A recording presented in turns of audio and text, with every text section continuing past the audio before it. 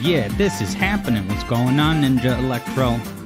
Welcome, everybody. We got Serious Sam in the house. How's it going? True Blue VR. Oh, a whole bunch of cool homies. Aaron, Black Percussionist. Aaron's Geography World Gamer Guide.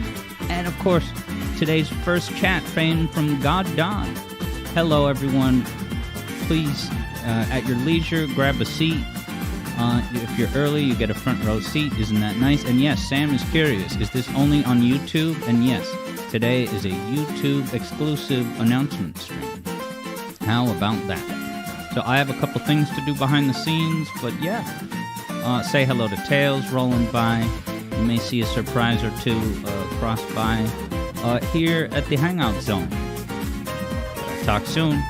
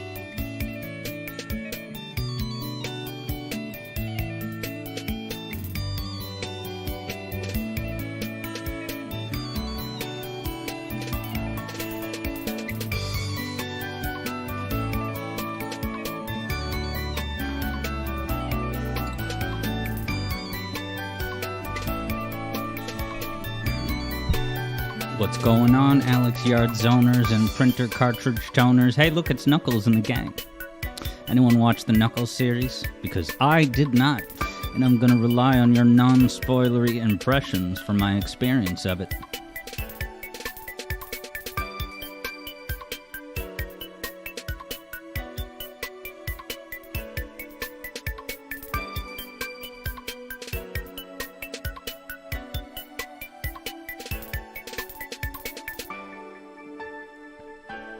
Ninja Electro is curious, how can someone go about requesting a song that might show up here at the waiting zone, as the community dubs it?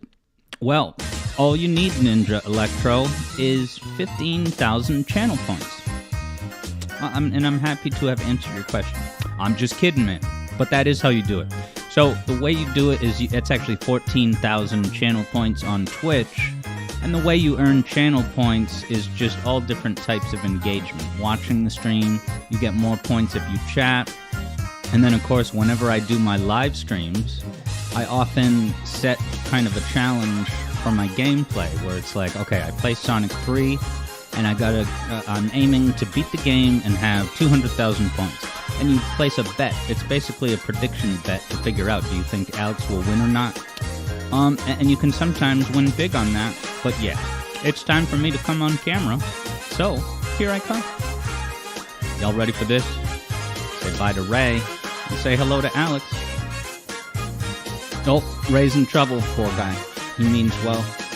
He's got his double thumbs up at the end of his zone. Totally based. Here I come. Hey, how we doing, everybody?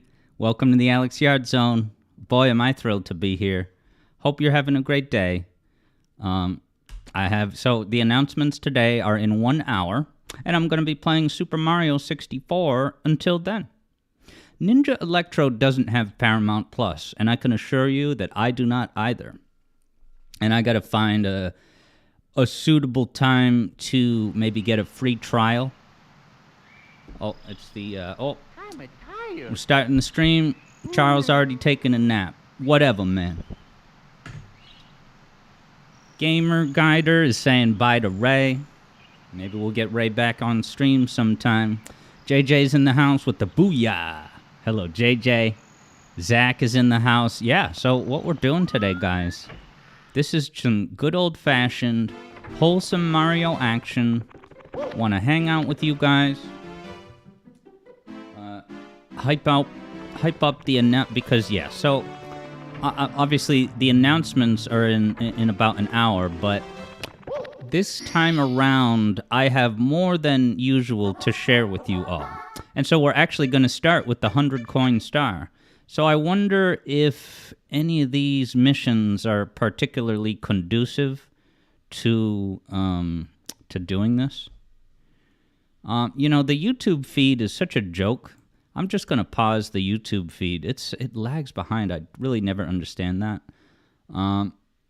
Behind Chain Chomp's gate. Oh, what the hell?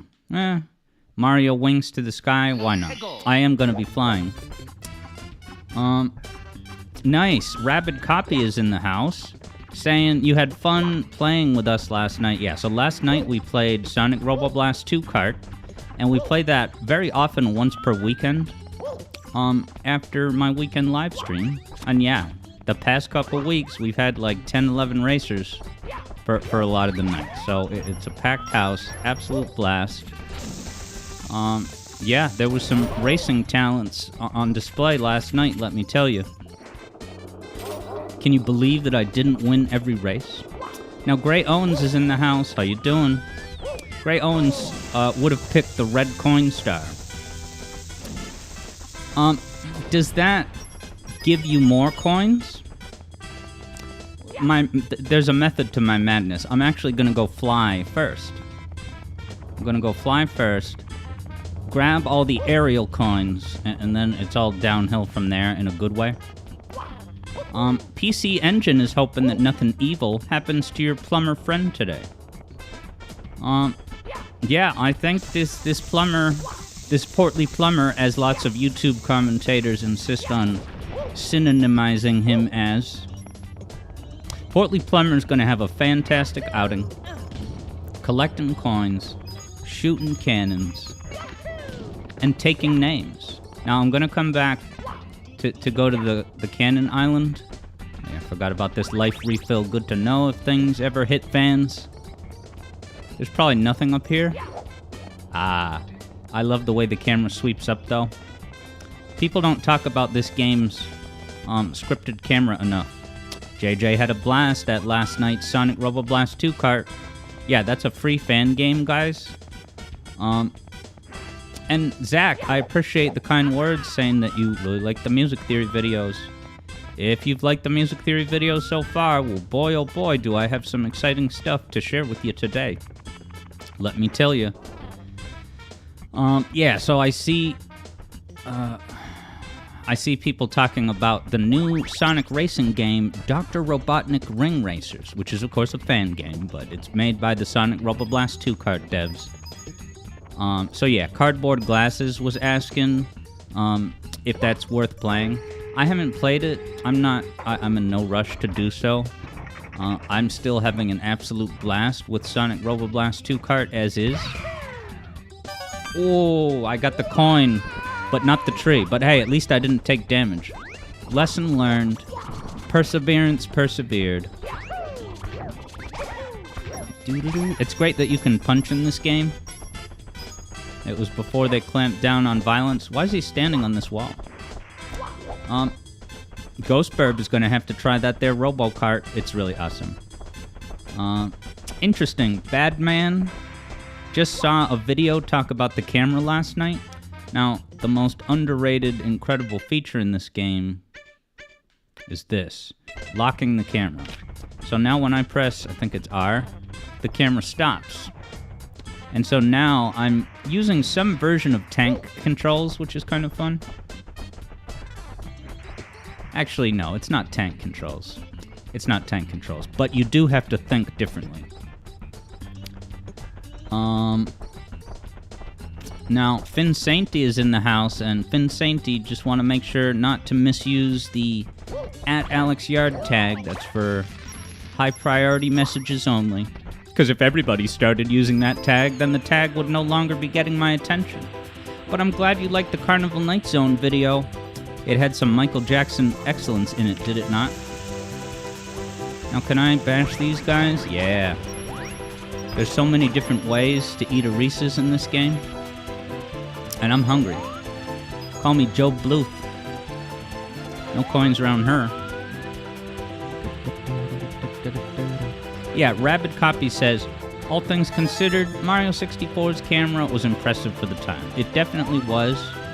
Probably the biggest misstep in it is that it will move automatically on scripted sequences. And for, like, younger players, that's all but guaranteed to make them mess up and get off the shell. Now, there are, of course, warp points that I could use.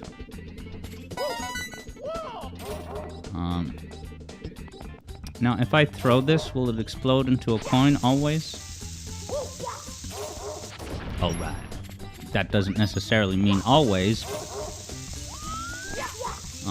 Seeing the Unseen was that camera expose that Badman YouTube saw. And hello, Cobalt Star. So yeah, I'm going to start to talk a little bit about the announcements, just the sense that, yeah, you probably saw the title of the stream was plural. Okay, I have more than one thing to share with you. And yeah, I'll just briefly say that this past couple months of video editing and preparing stuff was the first time that I sought to kind of work on two projects, two videos at once.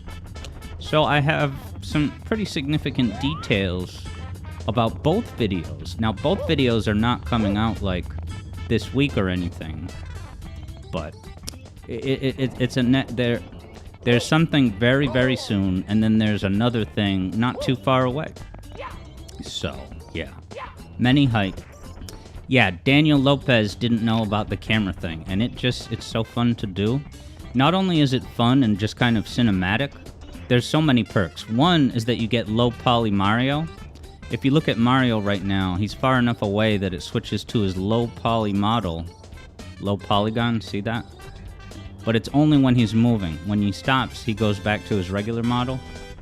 But we get our low poly homie in the house. Okay, but also, it's very useful sometimes just as a practical consideration. Because the camera will move on its own, and that can really cause problems if you're walking down a really skinny walkway and such. Fin Sainty chronicles the day that Super Mario 64 came out. And I got it pretty early on. This Sega Genesis was my first... Oh, coin. Sega Genesis was my first console ever. But that was followed by Nintendo 64. Alright. Let's actually get this tree now. Bam! That should be good, right? One way to find out. Oh, just hit the ground. Don't even take damage. Oh, that's a star, so I don't want that. Now Ninja Electro never realized until maybe seeing the Mushroom Hill video that, yeah, that connection of music similarities between Mushroom Hill and Knuckles' music, like, I didn't even figure that out back in the day, you know? Now this probably wants me to use the cannon, so I will obey its intended gameplay loop flow. Stomp here.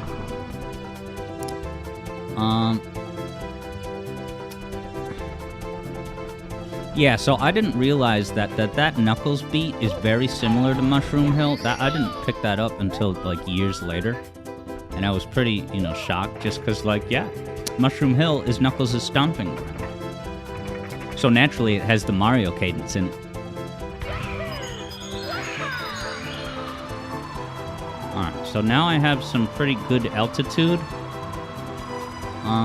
Now Slay is in the house. How's it going, Slay? It has a very curious question about the possibility of a Conker's Bad Fur Day video. I have played Conker's Bad Fur Day. It has at least 2 incredible songs in it. The Overworld theme called Windy. Wow, that is a tour de force. There's so many different versions of it depending on which part of the hub world you're in. And then also the song that plays at the nightclub, that techno song that's like 6 or 8 minutes long. It's got so many different parts to it. It's an underrated gem. Nintendo Power didn't even acknowledge Conker's Bad Fur Day. Frosty Slide for 1,000,000 airborne coins.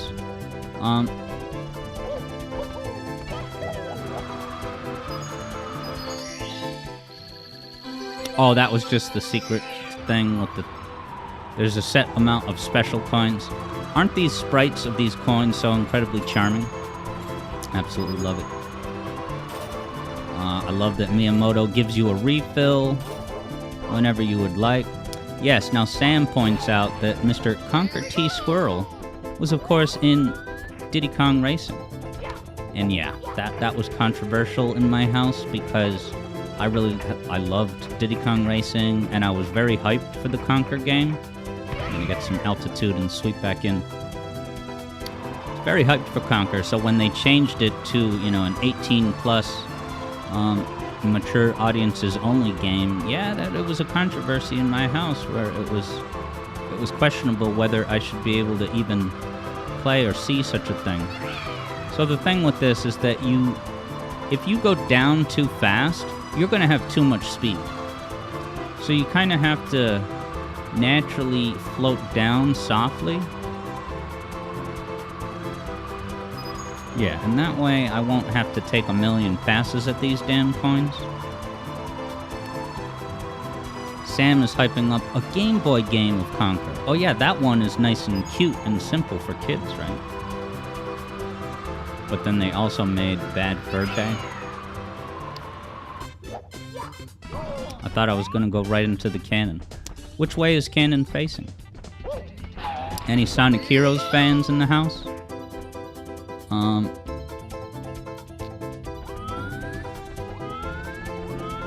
then, yeah, Finn Sainty, I would have to review that Carnival Night video. That nothing exactly comes to mind. As far as the notes and such. But yeah, I stream over on Twitch 3 days a week. And we had a great week of streams this week with some Dark Souls last night. That was a blast. I made it to that bridge boss for the first time, while in the middle of an in-depth treatise about the whole origins of the music theory channel. Alright, I'm glad to hear Cobalt Star say that there's at least one Heroes fan in the house. And Badman says Sonic Rush is very funky. It's got that Hideki Naganuma soundtrack. What more could you ask for in this life?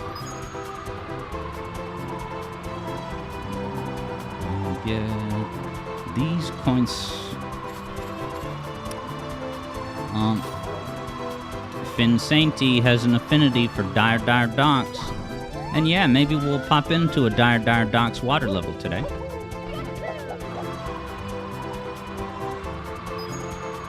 I'm gonna run out of hat. Ghost Burb is in the house, rightly celebrating the best streams.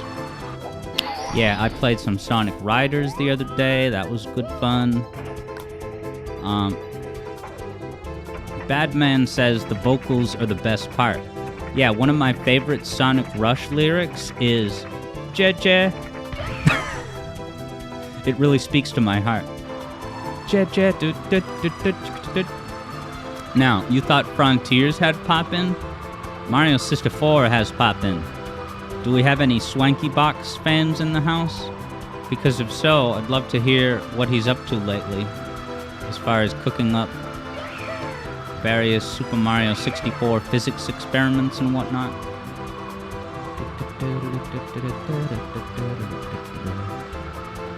Where's coins? There are coins popped in like sunk frontiers. Guys, I got another coin. Gamer Guide is in the house. Ghost Burb has a little emote that almost looks like Matt McMuscles. And I highly recommend Matt McMuscles' channel. His videos... Uh-oh. Can I stomp? To save my hit points? That was pretty epic. Now, I think I only have one coin up in the sky. So I feel like I can do some ground reconnaissance. But maybe I should save the red ones for last. Now, is that gonna... Wow, it just slides? I thought it was gonna break. Look at these beautiful physics. They didn't even need to make the Tears of the Kingdom engine. Just look at this. Watch, I'm gonna throw this egg like Billy Hatcher, and it's gonna kill this Babam. Is that how you, pronounce these enemies? Babam? And now I'm wondering if they say... Oh! Get the coins, come on. Don't let them go away. No, don't you blink. You get back here. Yes! Oh, that was very tense. Coin. Cobalt Star is trying to figure out, much like myself, where does that Minecraft block think it's going? Anything can happen in this game. It's the ultimate playground for you to improvise and use the camera in epic angles ways. That was a perfect sentence. Ah, you can see the chain chomp up there. This game is so effortlessly cinematic, my god.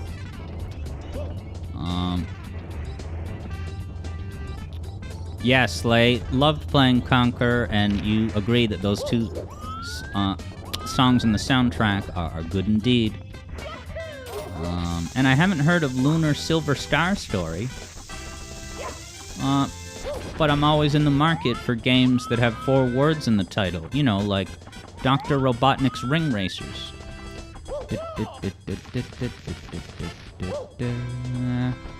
Whose epic angle? Alex Yards. Check it out. Finn Sainty is cooking up a minor key version of Dire Dire Docks. That would be interesting. Let's see if I can get by this chain chomp using Locked camera technology. How far can I go? Oh god. Alright, now I have to... I could go get a rescued red coin. Oh, I don't want to get hit by a cannonball, though. He sees me. Alright, I'm good.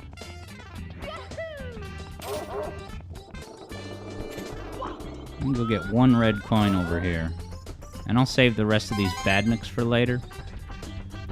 Of course...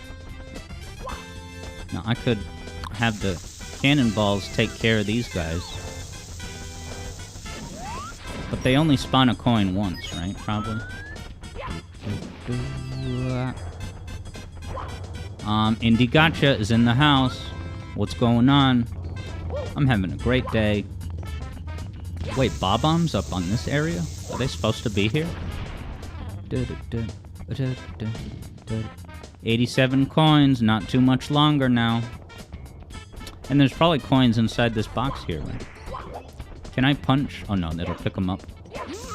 It's funny that you have a mid-air kick in this game. No coins. What's the point? Gray Owens wondered if I just called the enemies badniks. And yeah, Sega and Sonic is kind of the main staple of video games at this point in our shared zeitgeist that, yeah, might as well just standardize the names. And I want to see the word badnik appear in Sonic Movie 3. You see the word badnik on a little label in Sonic Movie 1. And did you also know that Keanu Reeves is in Sonic Movie 1? Not just Sonic Movie 3. Alright, just a little bit above the tray. Yeah, all this time I should have been just aiming for the ground like that.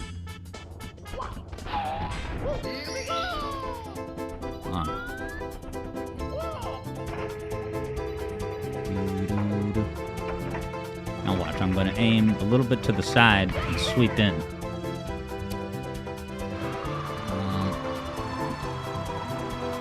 But yeah, no spoilers, but did anyone watch the Knuckles series? And does he get all the Chaos Emeralds? And Indie Gotcha, the announcements scheduled for day are coming up at 12 noon. Oh, there's the one coin I need. Is there really only one left? Alright. 88 coins. Now, did I get the circular coins over here? No, I didn't even get these. That's nice. Alright, so I'll come here.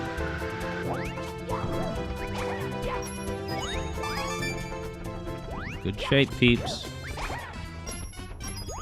Heck.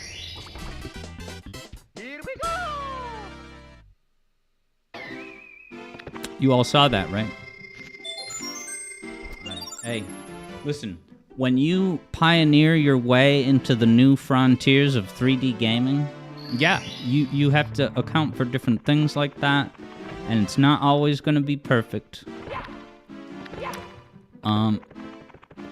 Where can we go next? Let's go to a later level in the game, because I have a lot of the stars. So Tiny Huge, yeah, let's see what's going on. Actually, that one, I might be stuck on that mission.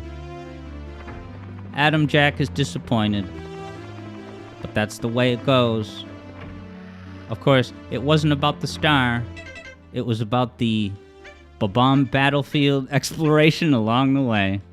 Alright, Wet Dry World. You guys all love this level, right? This didn't give you any nightmares growing up? And Badman, Secrets in the Shallows in the Sky. Oh, Secrets. Yeah, we can do this. Badman said all 3 of the bottom bowling balls go to the same spot after about 40 minutes. I'll have to track them down at some point.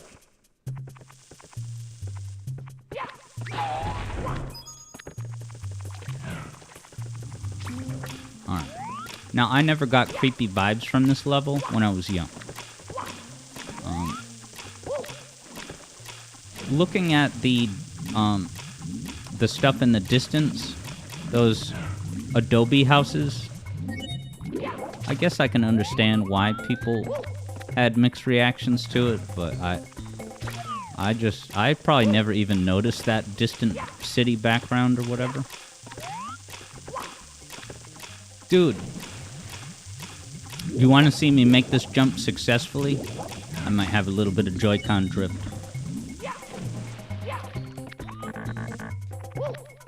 Doo-doo-doo-doo. Ninja Electro is getting the vibe that this looks like a Badnik from Sonic Adventure.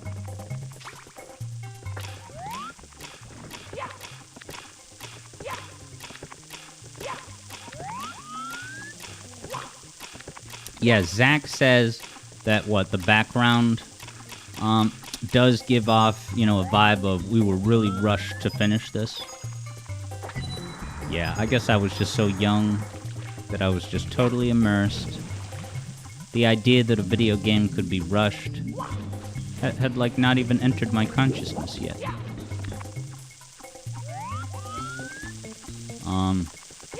Alright, yeah. So, if any of you have never seen my Twitch streams, one thing that happens is that if I make an embarrassing mistake, such as the legendary accidental star collect that I just did when I was going for the 100 coin star instead, what we have are called taunts. And that's a way that people can spend their channel points to make fun of me in my moment of embarrassment, such as this one. Week later. No badness? Oh, hey there. Oh, combi. Dude, we know how combi works. Let's dive right into things. Oh my heart. What the heck am I doing here? I don't belong here. I don't care if it hurts. Some Sonic Test plans always go out the window. Dude, those combi rings, I don't have a good history with those. Everything falls apart. It's not complicated, and yet something always happens. I can't just collect the darn combi ring. Cobalt is amazed to see these taunts over here on YouTube. Is this not one of the secrets? JJ is pleased to have seen that taunt.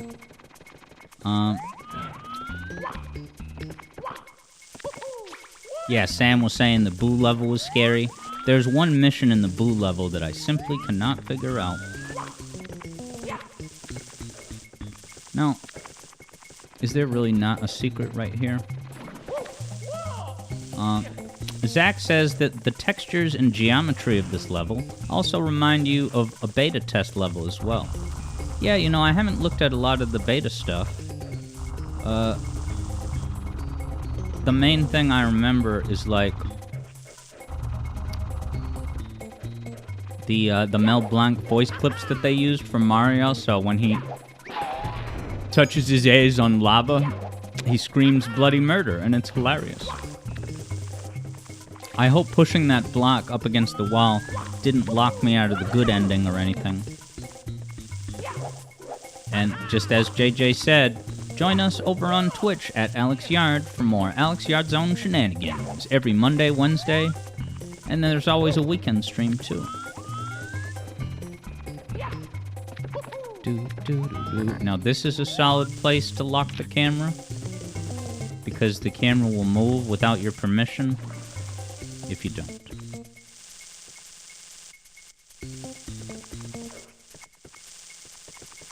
Yay. Alright, run in a circle, stay calm, you can persevere and survive. Don't get dizzy. Ostrike wonders why the second half of Labyrinth Zone sounds like it's a familiar 80s or 90s pop song. Well, I wish Bravia was here. He would probably have a very direct answer to that. Don't collect the star by accident, Alex. Because, of course, the Sonic 1 and 2 soundtracks were composed by pop star Masato Nakamura. And, yeah, more than one, definitely, of his Sonic compositions include, elements of pop songs that he had written, which is kind of a cool thing. But yeah, Bravia knows a lot about that stuff. Gotta get him on staff. Badman wonders if I've heard the Mario Kart DS soundtrack. It's your second favorite behind 8 Deluxe. I guess I haven't heard DS. I did recently acquire access to many Switch games, including Mario Kart 8. So that's something we might start playing some more at our gaming hangouts at the Patron Discord. But Sonic Robo Blast is kind of the go-to because it's free, so anyone can join. Without having to pay for a $60 game, $70 Pro Controller, and what does the Switch go for? 300 stones? Indie Gacha describes Sonic 1 as City Pop plus New Jack Swing. Starlight Zone is really awesome. And all of Sonic 1's zones were scheduled for reprisals in Sonic CD.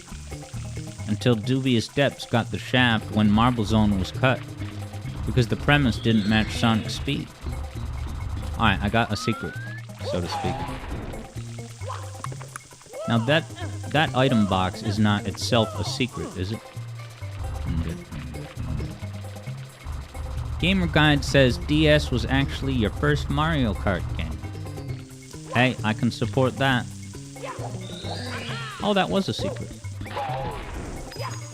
But that's making me nervous. Why wasn't that other item box considered one of the 5 secrets? Can I stomp? No, he hurt me.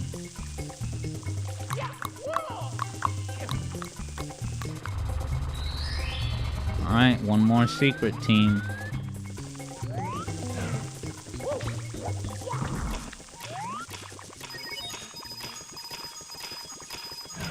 You know, I could even get the 100 coin while I'm here.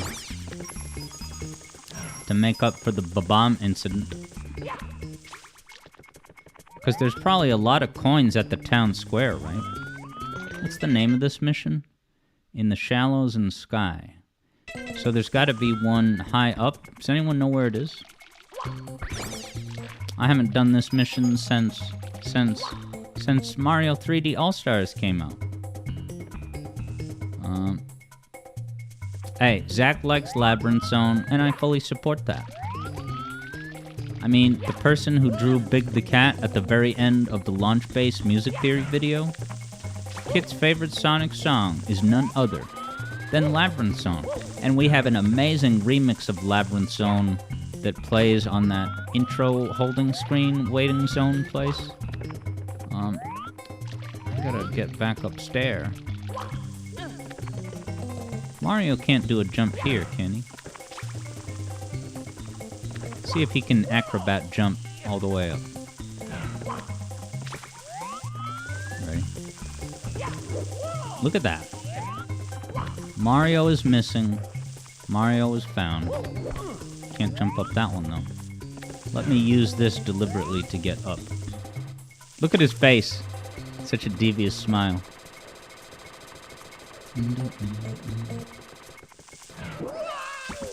Perfect.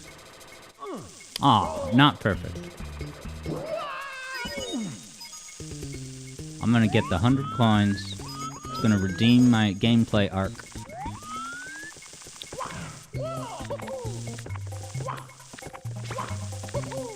Indie Gacha is gonna have to play Sonic 1 again. And I don't know if I was singing Metallic Madness.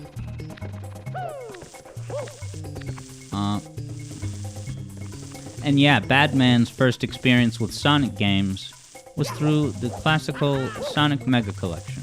And you know, for many years, that was my go-to way of playing because my Sega Genesis had broke. So for many years, yeah, the GameCube was like my Sonic machine. Why can't I do this acro jump? Acrobatics. Does it only work well if I have the camera in the opposite direction? Now this looks like something you would slide down, but you can just walk on it. Does anyone know where the last thing is? Is it inside that tube? Secrets in the Shallows and Sky. Find the invisible spot.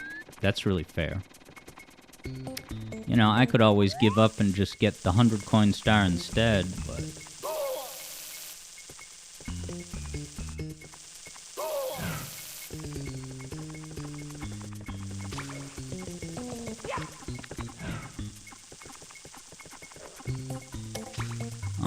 Yeah, I guess I don't know where it is, guys. So, unless it's in this tube and I somehow didn't activate it. Yeah, I'll get the 100 coins instead. I'm fine with that.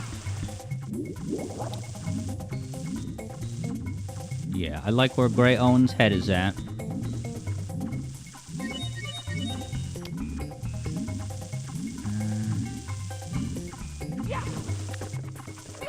I can walk up this, can I? Cannon's not activated. Oh! No kidding. Oh, it's underwater now. Well.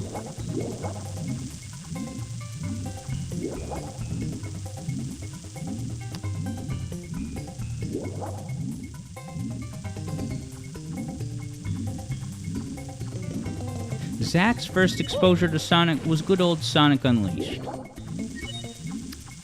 And Sonic Generations. And that kind of gives away that you're not on the planet all that long. Those are fine entry points. Oh, weren't there coins on top of this thing that I didn't get? Let's check up there. Do-do-do-do. Of course I can't press the button.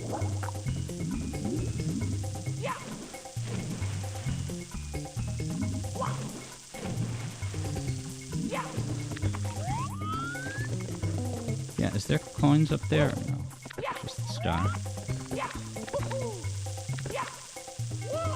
I mean, I could always just get the star instead.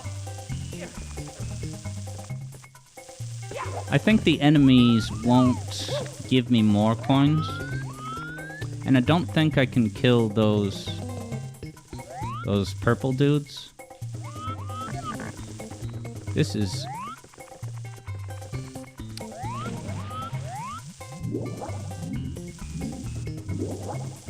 Yeah, now, good call. Nicholas Garcia, great ear. So Nicholas Garcia points out that, yeah, we're here in the clave right now.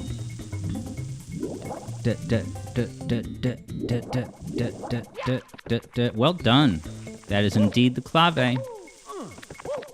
And yeah, Koji Kondo, you know, has studied a wide range of influences for his composition journey. Yeah, now, Gray Owen says, the Chukya, is that the name of this guy? I don't know if I can even attack him. And hey, what's up, Sonic fan? The Sonic Music guy is streaming indeed. And boy, do I have some big news to share about it. I bet you it's on this thing the whole time.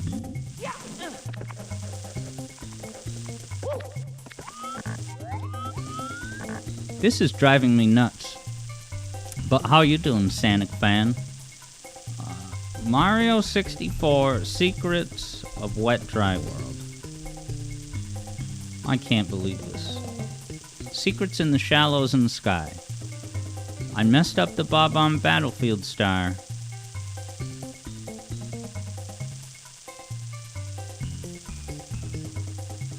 Is there one on top of the cage? Oh, you know what I'm seeing here? Is that, depending on where you jump into the painting, determines the water level. I had no idea. You can jump higher, and if you enter the painting higher up, the water level changes.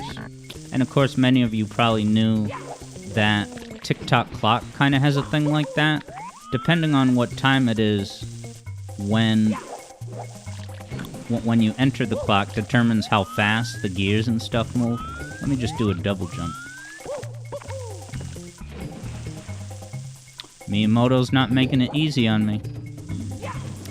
And have you guys ever seen the commercial that kind of used this exact spot? think it was maybe Campbell's soup. I can just do this. Why don't I do that? Alright, but Gray Owen said... Wait, Gray Owen says some of the secrets are in the underwater town? No, it's on top of the cage. It's on top of the cage. And I bet you I could... Could I get there from here just by wall jumping? I mean, long jumping? How far away is it? Let me get Mario's thoughts on the matter. That's where I need to get. Let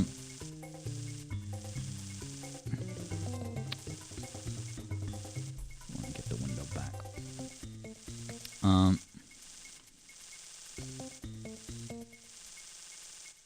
Yeah, Gray Owens, are you 100%? I don't think any should be in the secret town, because if the cannon is locked, you know, this should be just fine as long as I gotta lower the water level and then climb back up. But actually, this should do the trick. Yeah, now Sanic Fan says that commercial that I was talking about is a commercial for milk. Okay, it was milk. Yeah, they're sitting there and they take that exact gameplay spot, but clearly the gameplay you see on their TV is like fake and pre-rendered, and he's like trying to jump up onto that thing, and he keeps just crashing right into the thing without getting up on it. Alright, am I gonna get my first star of the stream now?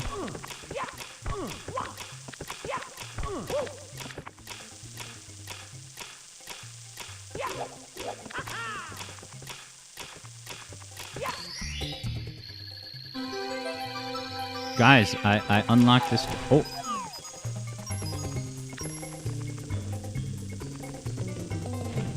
$97 coins.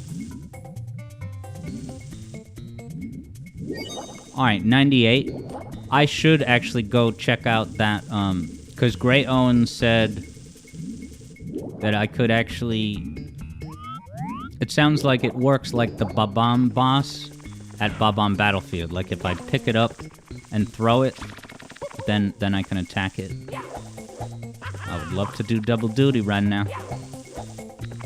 I gotta do an acrobat jump.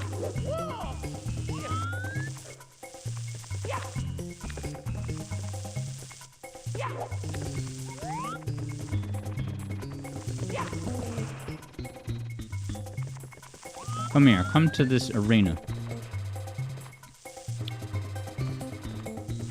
Come on over, little guy. Or I'll grab you. Alright, please die. Yes! Redemption. 2 stars. As long as I don't die on the way to the other star. Don't you love that it doesn't kick you out of the level for the 100 coin star? I do. Alright. Finish the job.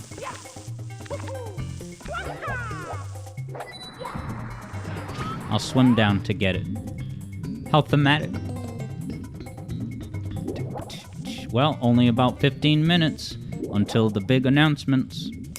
Boy, am I excited to share the news. Here we go. Ah.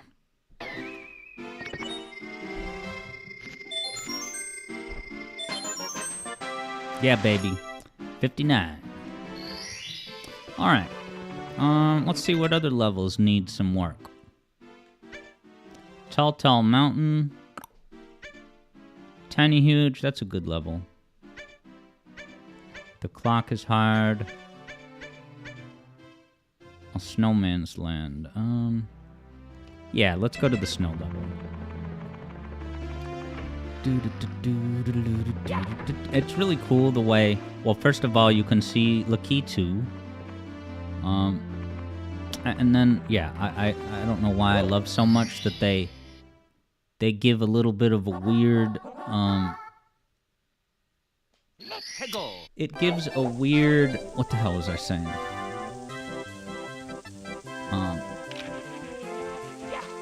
I forgot my train of thought.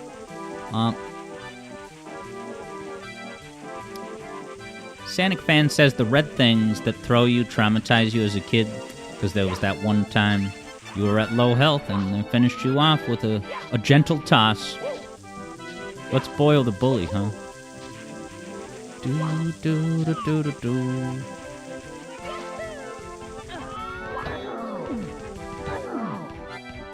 Ah, the sound clip didn't go. Now with these guys, it's like Dark Souls. You have to be aggressive. See? Making up for lost stars. Yeah, Badman says jumping into a wall to get here is just so random. I think that's what I was saying. Yeah, the fact that like half the levels have some weird way of entering the level, I personally think it's amazing because it gives you a concrete reason on your first playthrough to like really poke around. Really explore the castle, pay attention to the details. Deep freeze, baby. Is this the joke little igloo? Right here? This might not actually be the star, but let's do it anyway. I need stars. They keep the world go round.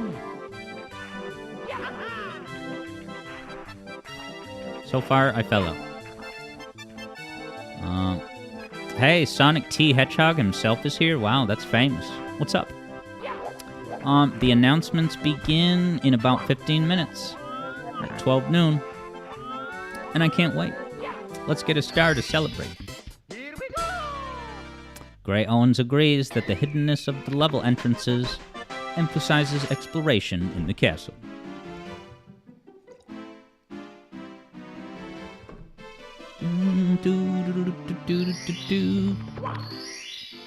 So yeah, Sonic T. Hedgehog, how was the LA premiere of the Knuckles series? Whirl from the freezing pond? Let's do it. So that is canonically telling you that the way to beat it is to bop the whirler that's in the water so you can get up and over.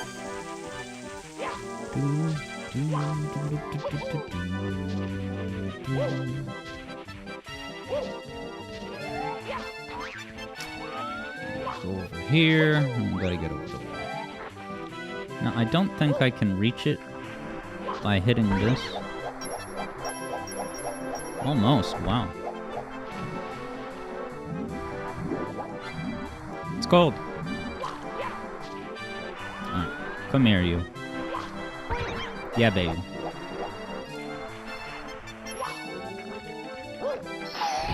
Just like that.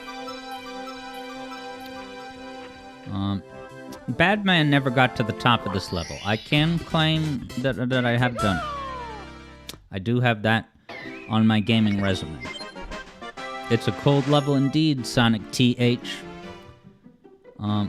Sonic fan said, if the painting on the other side and Sandland didn't exist, you would have never found Snowman's Land. But you also didn't climb the mountain. Oh, you can get to the top of the mountain with a cannon? Wow, I don't know if I ever did that. And hey, what's up, Bergster? Welcome to the Alex Yard Zone. We're just over 10 minutes until the big announcements. Yeah, I like Tall Tall Mountain. I don't care what anybody says. Is that it? Yeah. That's not Tiny Huge. That's Tall Tall. They're both on this floor. What mission is it? Scary Shrooms?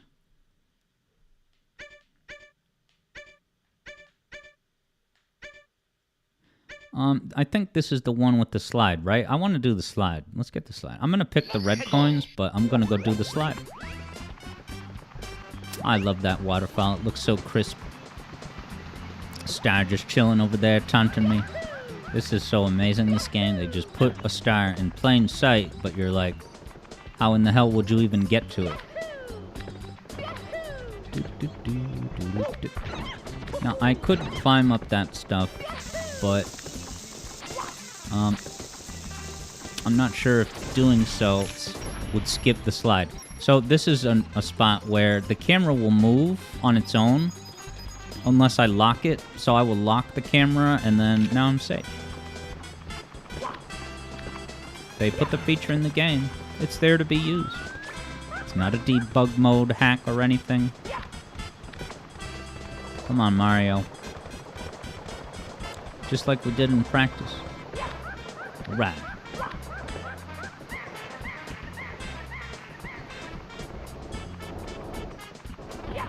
Okay. Yeah, Sonic Fan says it was peak gaming for 7-year-old you. 9-year-old you. Finding where the cannon is and aiming it right. Yeah, there's a few moments in this game where you have to have very precision aiming with the cannon. The Womp's Fortress one, I think, is the tricky one. You have to catch that pole. Dude, get a load of this. So Burster MA says that you got Dark Souls Remastered last night because my streams convinced you it was time. That's pretty amazing. And of course, I gotta give a big shout out and thank you to JJ for sharing his Switch library with me in order to do that. That's wicked cool. I look forward to hearing your thoughts on, and I hope you have as much of a blast as I have. My God, is that a great game? That's like exactly the game that I needed, baby. Dark Souls is a scream of a good time. So yeah, Fred is in the house. How's it going, Fred? So what's going to happen today, Fred, is that in about 10 minutes, I'm going to drop some major bombshell announcements.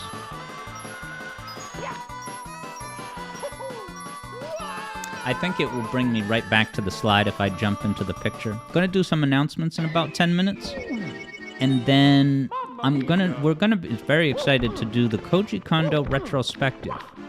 And that is a 20-minute segment where we are going to take a wide-spanning look at Koji Kondo's entire music theory composition career. It's 20 minutes long, and there's 8 games involved. Hey, what's up, Dono Deluxe? Dono Deluxe is here.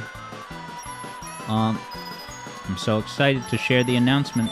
I find that these levels go better if you hold forward.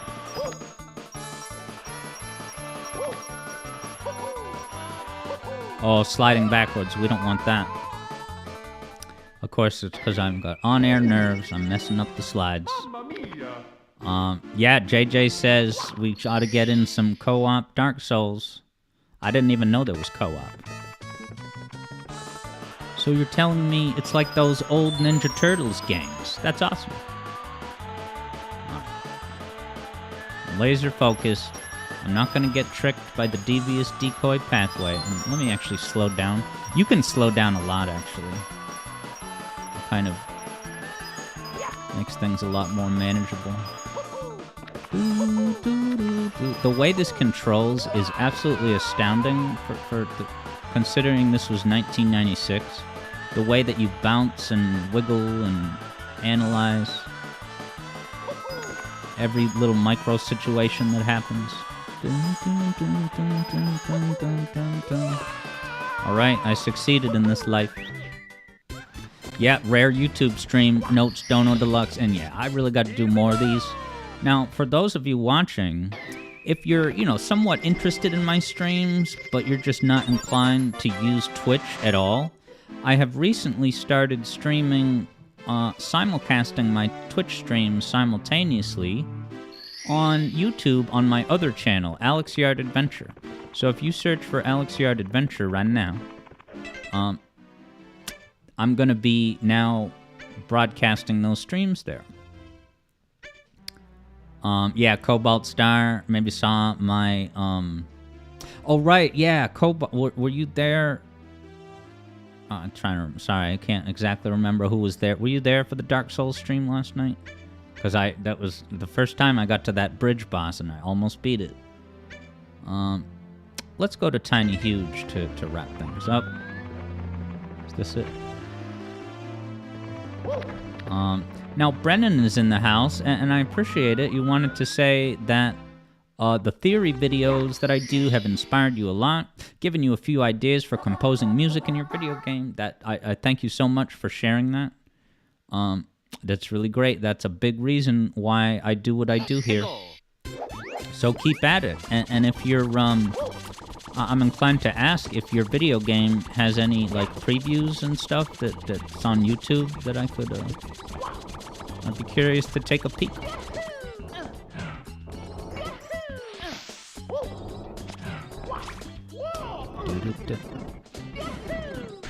Alright, Cobalt Star was there. Yeah, it's really exciting to now be streaming on Twitch and YouTube. I gotta get in this pipe. I shouldn't have even come to this version of the world yet. Because I gotta do the rematch. But there's a... I don't think I knew about this shortcut as a kid, and it's a shame.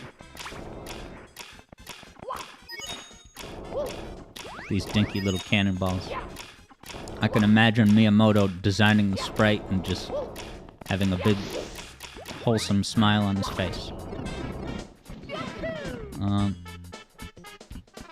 Fred wonders if I'm gonna play Mario Kart 8 after the theory segment. And also, am I gonna do a Metallic Madness theory video?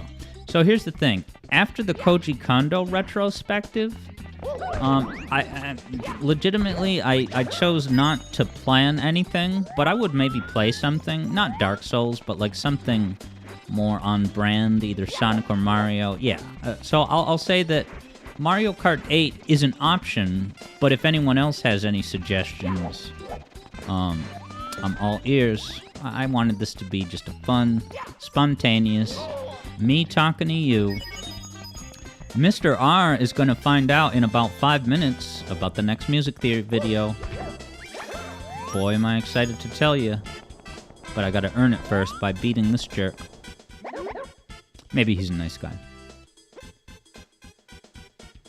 Windswept Valley. I hate that it locks your inputs for the first moments that your opponent is moving.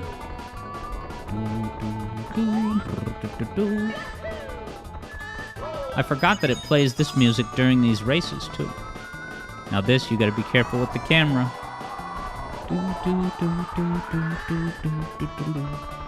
Alright.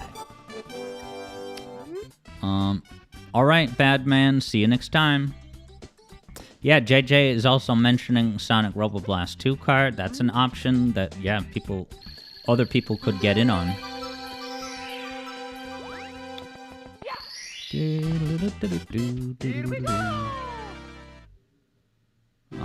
Alright, not too much longer now. 3 minutes, guys. So actually, I know what I'm gonna do. I know where I'm moving. I'm gonna go somewhere with Mario now, but I'm not gonna tell you where it is, so you're not gonna know where I'm going until I get there. But it is relevant to the announcement, okay?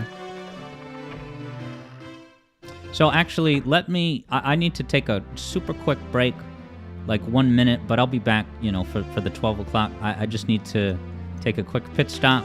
So this is now all of your opportunity to guess what the announcement, because I have 2 announcements. I have so much to tell you, it's pretty insane.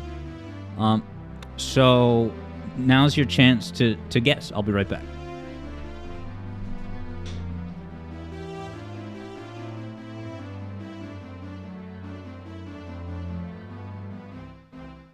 I'm tired.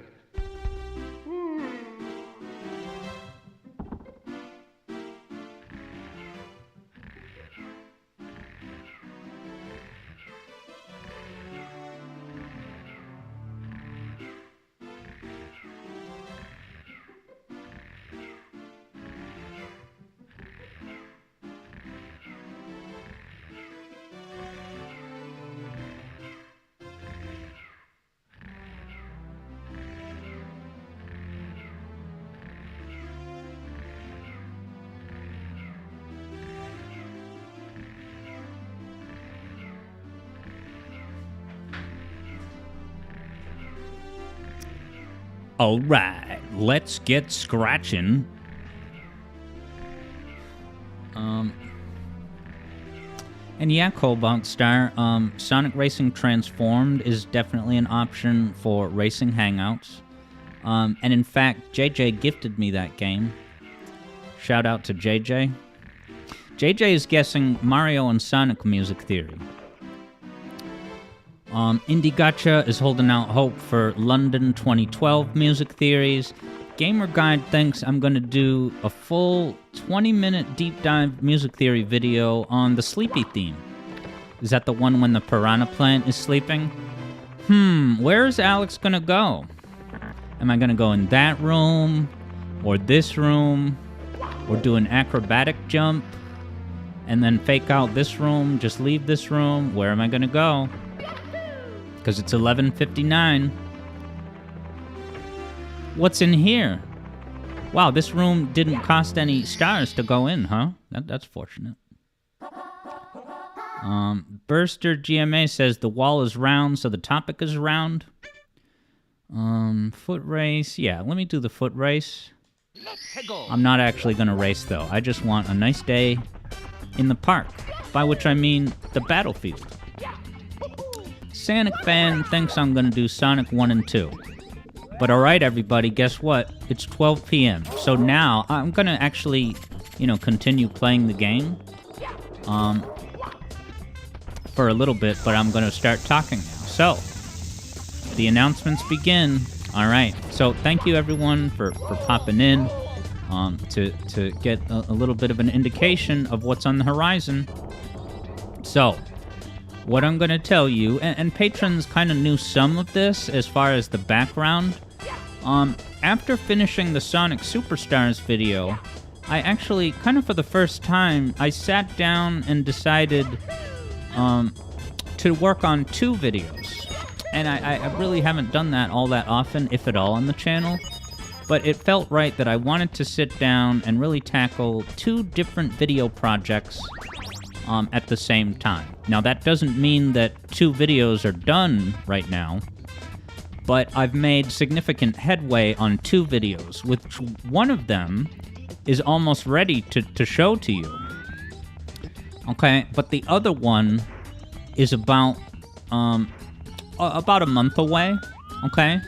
So, I'm actually going to tell you first about the video that's a month away, okay? So, in about a month, toward the end of May, there's going to be a Sonic video covering the music theory of it's from a soundtrack of a Sonic game that I've actually never done on the channel before. So it's always a huge thrill to explore new territory in the Sonicverse, because we've done plenty of Sonic 3. Hey, wake up, Mario! This is an important announcement. We've done lots of Sonic 3, Sonic CD. We've even gotten a couple of the new games, Superstars, and of course, Frontiers. Okay. But I'm so happy to now share this with you, because the video that's coming your way in about a month is a music theory video about music from the game that you all know and love as Sonic Unleashed. Right? This is a big deal. This game means a lot to people, and for very good reason. It's a legendary entry in the Sonic series. Come hell or high water, in sickness and in health, there is a special place in a lot of people's heart for Sonic Unleashed. And the soundtrack is pretty fantastic, okay? So I'm thrilled to tell you that in about a month, there's going to be a new music theory video about Sonic Unleashed. Now, I have a little bit more, one more tiny detail to share with you about the Sonic Unleashed video. Because perhaps some of you are wondering, is this video gonna be one video about Sonic Unleashed overall? And the answer is no. This video is not giving you a sweeping overview of Sonic Unleashed, okay? So what it is going to be is it's gonna be a double. It's gonna have 2 zones involved. That's what I'll say. It's not just going to be one levels zone or whatever. It's going to be 2 different compositions. Okay? Indie Gotcha says, Unleash, that music is divine. Sonic T Hedgehog is guessing Windmill Day. Nicholas Garcia is pumped for the great music. Whole bunch of emotes in the house. So yeah. Sonic Unleashed video coming in about a month. And it will touch upon 2 different levels. 2 different levels. Okay, but it's the first Unleashed video. And yeah, so I'm not going to give any details at this time beyond to say it's about 2 compositions. That's a pretty sensible way of saying it. It's about 2 different compositions, and 2 different zones are involved. Okay? So, that's just the first announcement. Now, I wanted to tell you that the Unleashed one is on the horizon first, because that's the Sonic announcement. Okay? But I am pleased to now announce the video that's coming out in just a couple of days, and that is, of course, Crash Bandicoot 3 Warped. I'm just kidding, man. I got you. For some of you were tricked. Some of you were tricked for a moment there. No, it's not Crash Bandicam. Of course it isn't. I am thrilled to now officially announce that the next Music Theory video, which is coming out in just a few days, is music from the soundtrack of the epic, timeless classic, Super Mario 64. Super Mario 64. Now, guys, the Dire Dire Docks video is, very close to my heart, and I still get great comments on the Dire Dire Docks video, even as recent as this past week. It's very special to me. Koji Kondo, is one of a kind, okay? So, yeah, Super Mario 64 Music Theory video is coming your way, within the next week. And I'm now going to tell you exactly which, levels are involved, okay? Now, yeah, you notice that I put that in a plural. So this next Music Theory video, just around the corner, is about music from Super Mario 64. But it's more than one composition / level, okay? And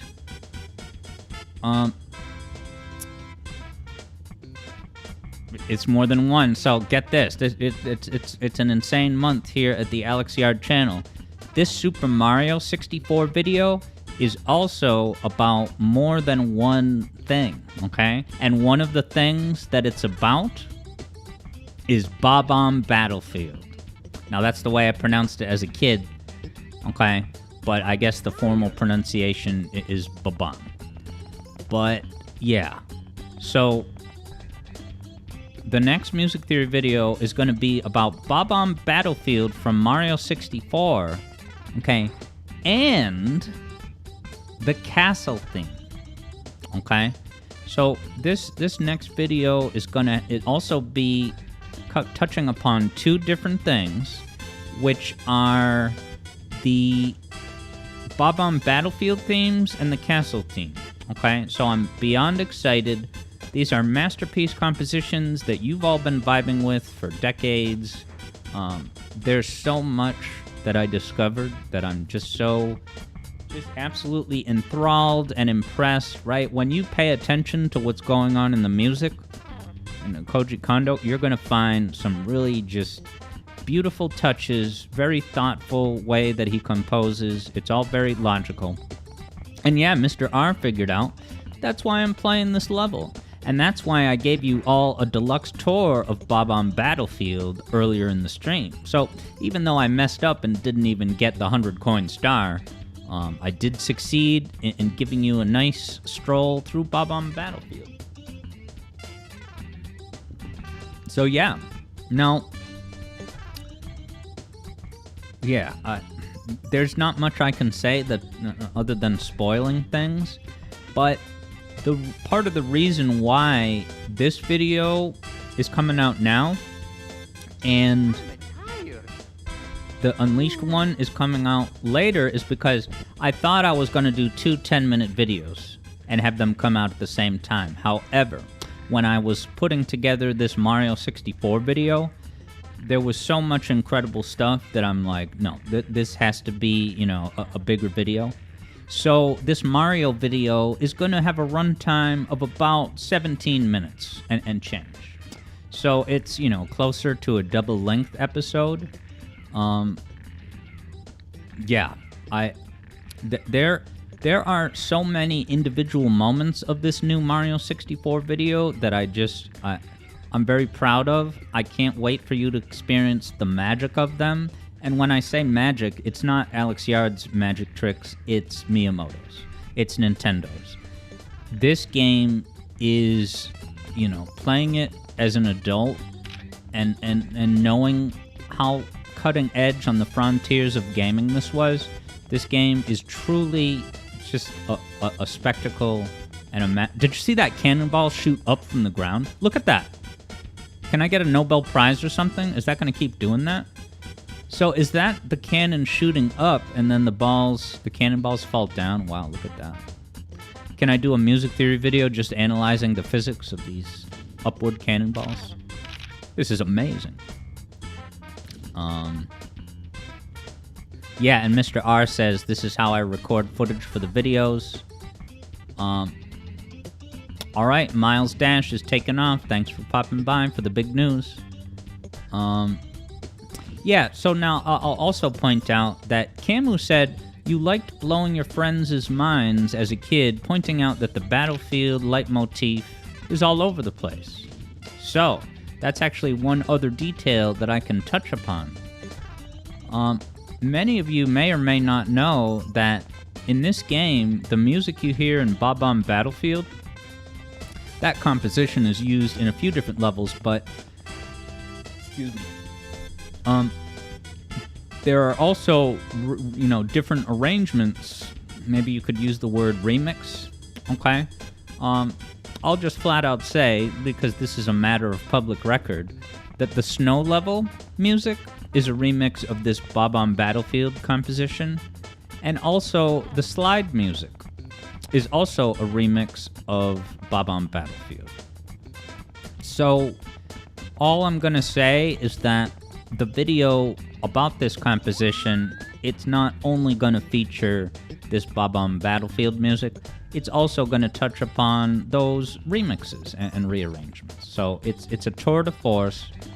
This video is giving you, a wide sweeping view of Mario 64, even though it's only about a couple of compositions, because, the main theme that's in the game, it is remixed for those other levels. So yeah.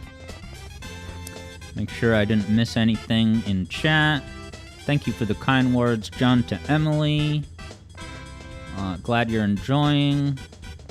Yeah, Adam Jack is going to catch the Dire Docs video. But yeah, Indie Gotcha is curious to hear my thoughts on the recurring leitmotif / main theme. Just catching up with chat.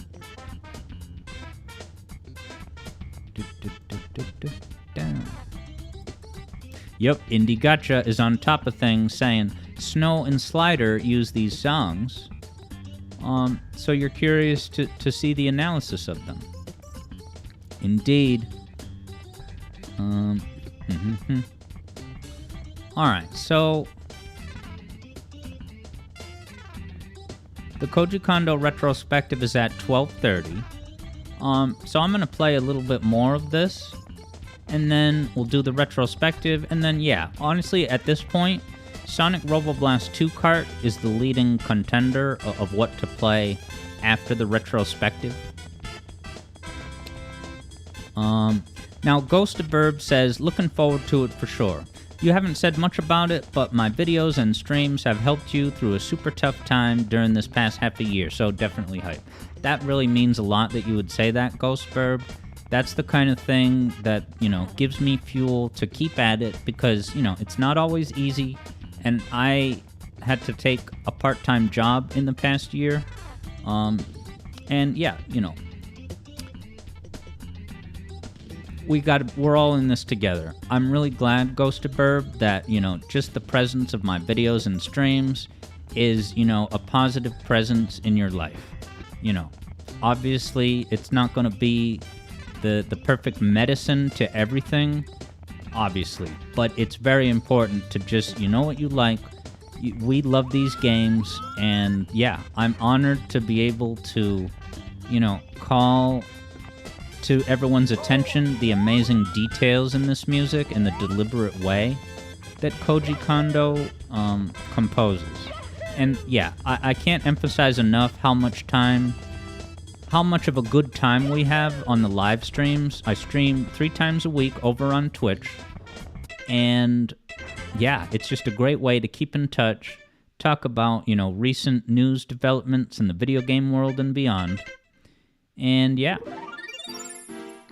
Mr. R says that the music theory video on Endless Mind...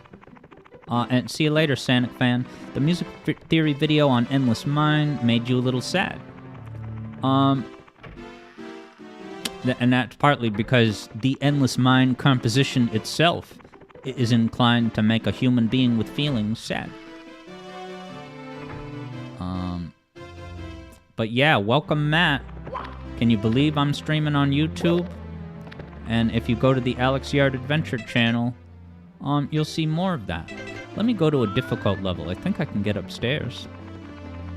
Let's go to Rainbow Ride. That has the slider theme, which, yeah, I'll give it away.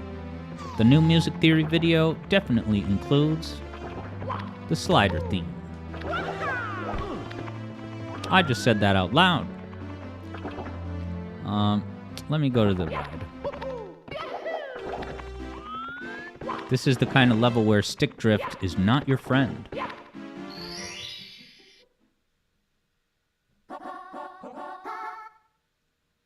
Let's go.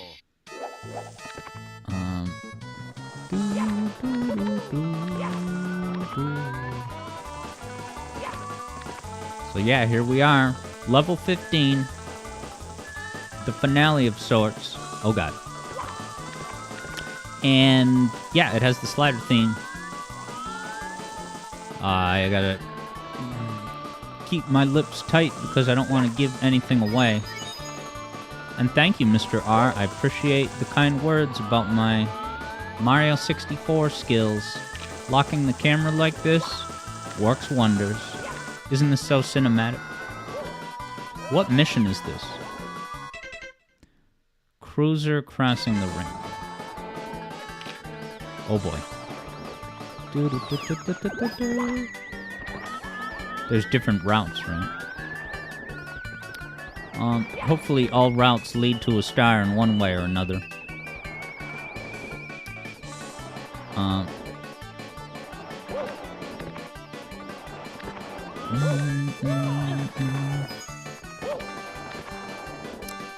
Yeah, now Brennan Draws says, Mario games like reusing themes, especially Mario World, and you're absolutely right about that.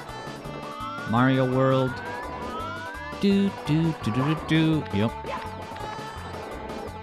It's remixed up and down throughout the soundtrack. And I'm not necessarily the biggest fan of that choice. It's not like a really bad thing. I prefer to have a lot more kind of variation. Alright, I'm gonna listen to the wind gods and take a different path.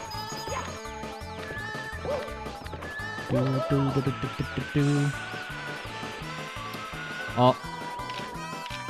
Camera. Hey, it's the new frontiers of 3D gaming. I can excuse Nintendo a little bit.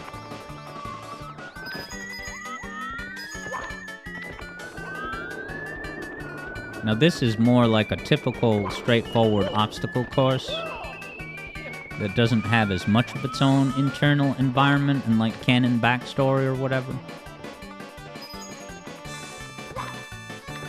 Interesting. Indie Gotcha says, Super Mario Land 2 is an excellent game of leitmotif uses. Yeah, I recently did a live stream of Mario Land 1, but I'm gonna have to get 6 golden coins in the mix. And that was one song that JJ did a video game music request for. The good old Chai Kingdom music from Mario Land 1.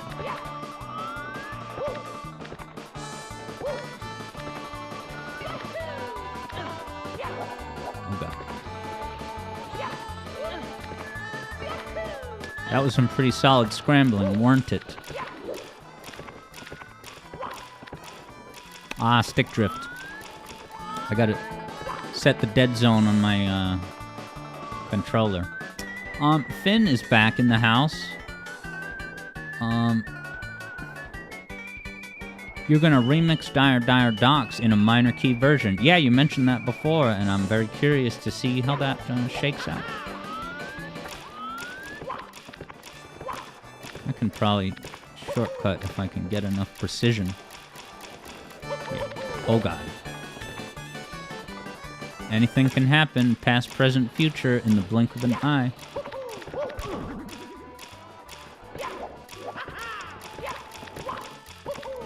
Right. At least 1 star, man. Here we go.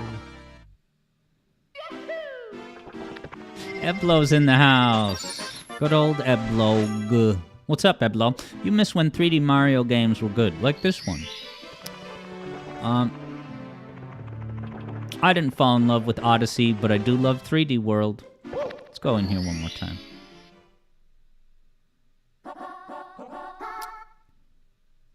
But Camu loves Throwback Galaxy's funk remix from Galaxy. You can't not go along to that fun vocal sample in there.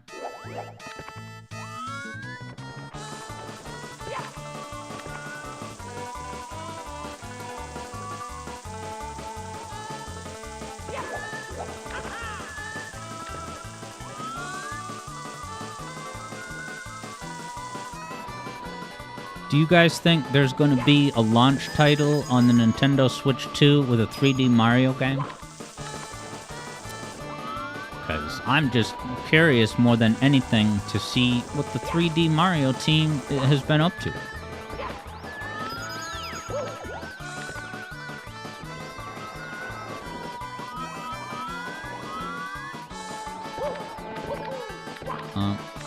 Wow, Tom Wake says, Mario 64 is your least favorite 3D Mario by some distance. Is it the camera? I guess this is my favorite. You know, how much nostalgia informs that? IDK. Did you see that scramble I just made?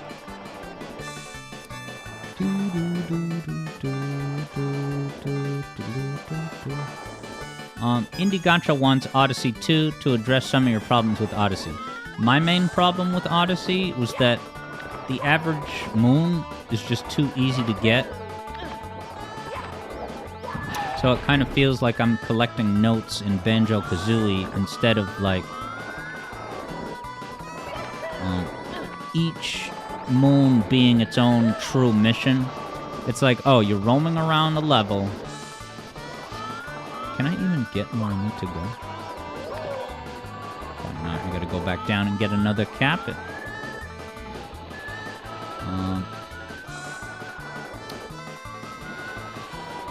Yeah, I'm gonna have to look up that remix at Throwback Galaxy from... Yeah, is that a remix of Bomb Battlefield? Or is it, Yeah, maybe I'm getting confused, because isn't there a recreated Mario 64 castle in Odyssey? Now, Mr. R wonders if I play Pokemon. I did play Pokemon Red when it came out on Game Boy when I was young, and although I didn't keep up with Pokemon, I've been playing Mega Man Battle Network 3 quite a bit, very recently. Oh man, stick drift, whatever, I'll just leave it alone. We got about 5 minutes left until the retrospective. Let me go take a look at the clock.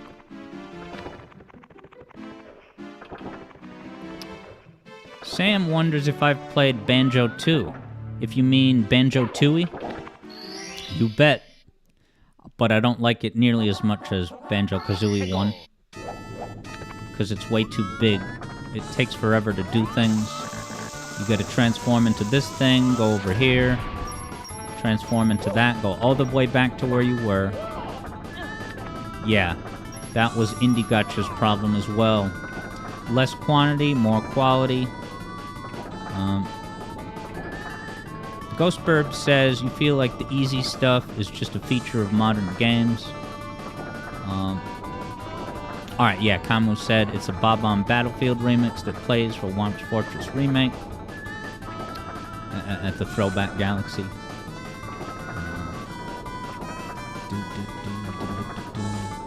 I'm glad to hear Mintmod say the Battle Network games so much. You like the Battle Network games.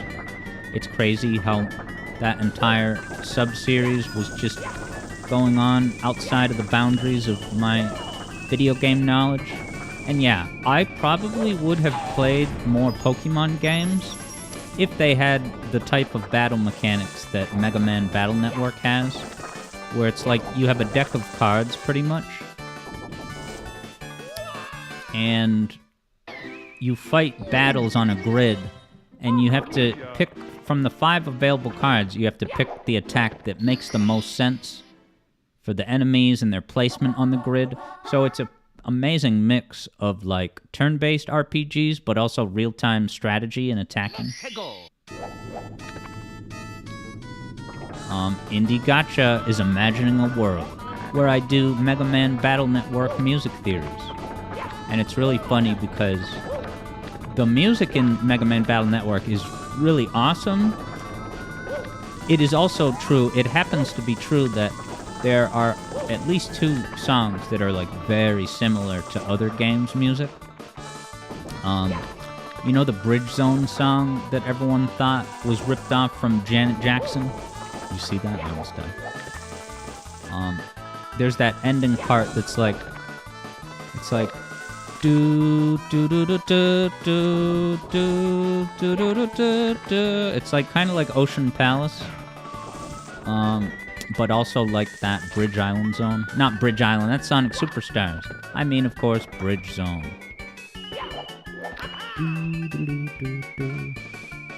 Edlo figures that the creators of this level must have loved Hi-Fi Rush.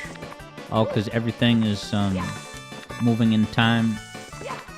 I wonder if it's timed with the music at all, like the cycle of these things. Now, there's a star down there. That's probably the one they want you to use the pendulum to get there. So I think that would be the perfect star to end with. Oh no. Alright, I didn't die. Nice little health refill. Wow, the Bob-ombs climb down here. I'm not even mad, I'm impressed. And hey, what's up, Ultra Gameplays? Yeah, interesting. Minmod says it's sad that there's no other games quite like the Battle Network games. It has limited movement but expansive options. Yeah, you know, playing the game, I'm thinking to myself, like, okay, this type of game is like a whole different genre that I don't really have that much experience with. So as I'm playing Mega Man Battle Network, I'm thinking to myself, like, what other games is this drawing from in terms of its mechanics? Like, someone on, I think it was Dono Deluxe mentioned, oh god, that it has a similar gameplay flow to Persona.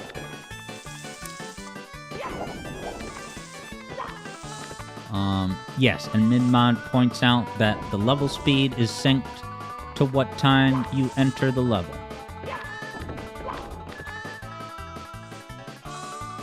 Alright, all I gotta do is wait until it's my time. Get it. And then we'll hop over to the Koji Kondo career-spanning composition retrospective. And that'll be a very nice, way to queue up the new music theory video. Okay, cool. Indie Gacha says there are perhaps some indie games that kind of use some of the Battle Network tropes. That's cool. Maybe I'll just play that after the Koji Kondo retrospective. I'm just kidding. Alright. Alright, we're ready to go.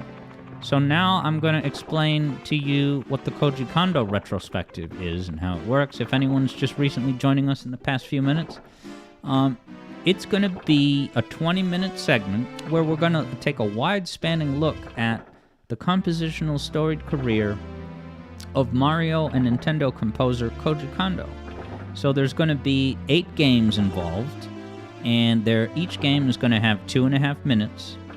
And yeah, it's just you and me hanging out. Like I said before, it's the simple things in life that really just go such a long way. Hanging out, reminiscing on these great games, and you also might learn about a game or two that maybe you didn't know. I mean, Koji Kondo is pretty mainline stuff, but it's such an honor and privilege to share this with you, and the fact that, you know, people are getting so much out of the music theory videos and live streams. Like, I want to continue to be that consistent presence of good vibes and great reminiscence on past games and helping you discover some new ones, like Mega Man Battle Network, among others. So, I am going to close the game, and in doing so, disappear into the black void, where Eiji Onuma likes to break bad news. But yeah, I'm going to hop over, and as soon as we arrive at the new scene, it's just going to start. It's going to start. You ready for this? So yeah, new Super Mario 64 music theory video coming soon. It's about Bob-omb Battlefield and the castle theme. It's going to be terrific. Now, Indie Gotcha is curious about Kondo doing Star Fox 64, and yes, we'll have a thing to say about that. So, without further waffling, no, I'm not going to do the Nintendo Life horrible catchphrase. I'm just going to start the show. Here we go. All right, people, starting off where it all began. Okay?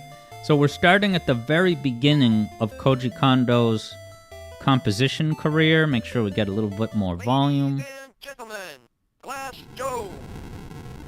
So this game was Kondo's, first formal assignment when he joined the staff of Nintendo.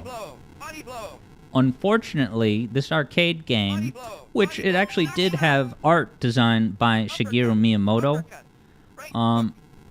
but every time you punch, there's a sound effect that said, body blow, punch, uppercut. So it's a constant chattering, right? People thought that the chattering in Sonic Heroes is bad, but this is way worse. I'm calling that now. But yeah, as Indie Gotcha said, it's the Punch-Out arcade version. I'm pretty sure they also made like an NES port, but it was 1984 was the year when Koji Kondo's compositions first broke into the world. And so yeah, the compositions in this game are not very long, so I kind of had to string a bunch together and even reuse, right? But this was, limited memory, limited tech. This got the job done. And you can see the wireframe of the Hulk dude that you're playing as. It's impressive for the time, these wireframe graphics, I'll say. Now, let me replay that.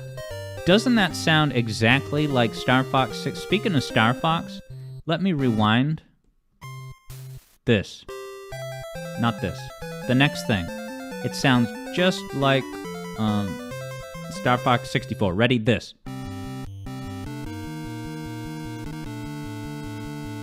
Isn't that the music you hear like in the overworld menu? Yeah, now Super Rayman's in the house. And indeed, Super Rayman made it in time for the retrospective.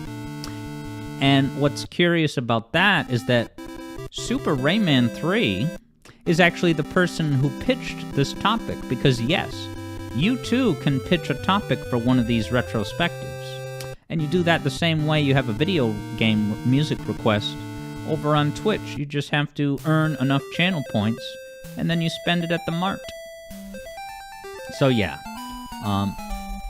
most of these retrospectives that I've done, the topic has been pitched by viewers like you and Super Rayman 3. So it could be you next. And I think this game is about to wrap up, and we'll go on to the next one. What could it be?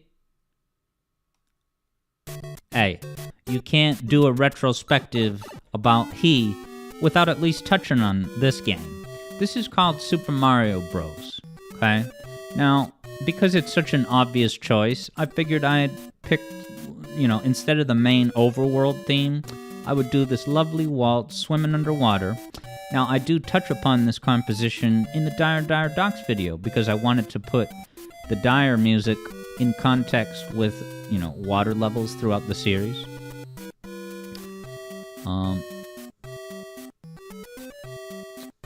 Indie Gotcha suspects that one of the Punch-Out tunes came from the Defender NES port.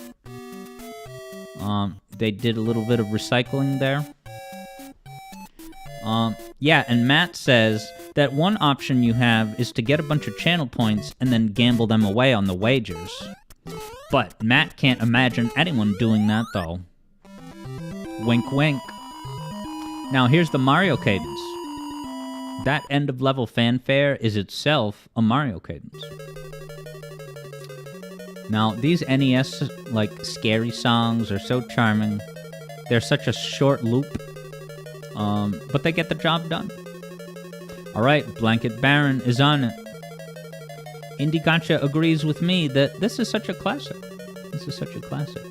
And this was one of the first video games I ever saw with my own eyes, because I was at my neighbor's house across the street, super, super young. 7 years old or something. Because the neighbors were having a party. And I walk into a living room, and the girl is playing Mario Bros. My eyes behold this amazing thing I'd never seen before, a plumber running around on screen. And as soon as I entered the room, she got up and sprinted to the console and shut it off. And she was like, I wasn't supposed to play this, so I'm going to get in trouble. I can't have you see it. And I was like, no, but you were playing. I want to see some more of the game. It looks amazing. But no. And hey, maybe it was because of that exact incident that I became a Sonic fan instead, because I went to my friend's house in first grade. He had a Genesis with Sonic 1, and it was, there was no looking back. Aaron's Geography World says, can I do a Metallic Madness music theory? And I'm going to say yes. That's a good idea. Now, of course, we all know about Ocarina of Time. I picked this lab composition first, trying to stray away from some of the obvious compositions like Zelda's Lullaby. This song has cool, kind of triplets, like da-da-da-da. I'm gonna point your attention to the cool triplet. That, da-da-da-da. He's gonna do it again now. Oh, beautiful. And then the drums. Blow, blow, blow. Oh, so good. Alright, now this. Dude. I'll never forget playing this as a kid. Finally getting to this last tower, climbing up to Ganondorf. And this kind of, reminds me of that Conquer techno composition we were talking about before, because this composition is very long by Nintendo 64 standards, and as the song keeps going, it just adds new and new melodies. This has a really cool triplet. It's so good.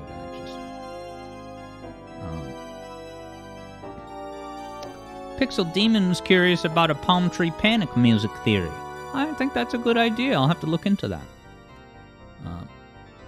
Nice. Indie Gotcha approves of this choice, is saying, now you want a music theory on this game.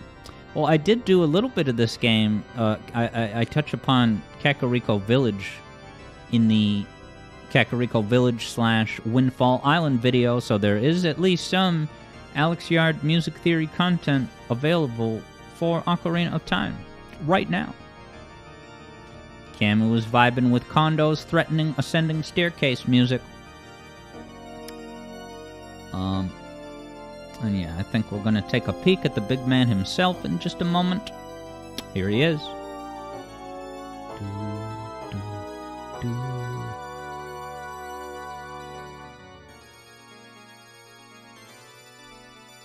Yeah, and I can say that patrons know a bit more about the timetable for Sonic CD stuff.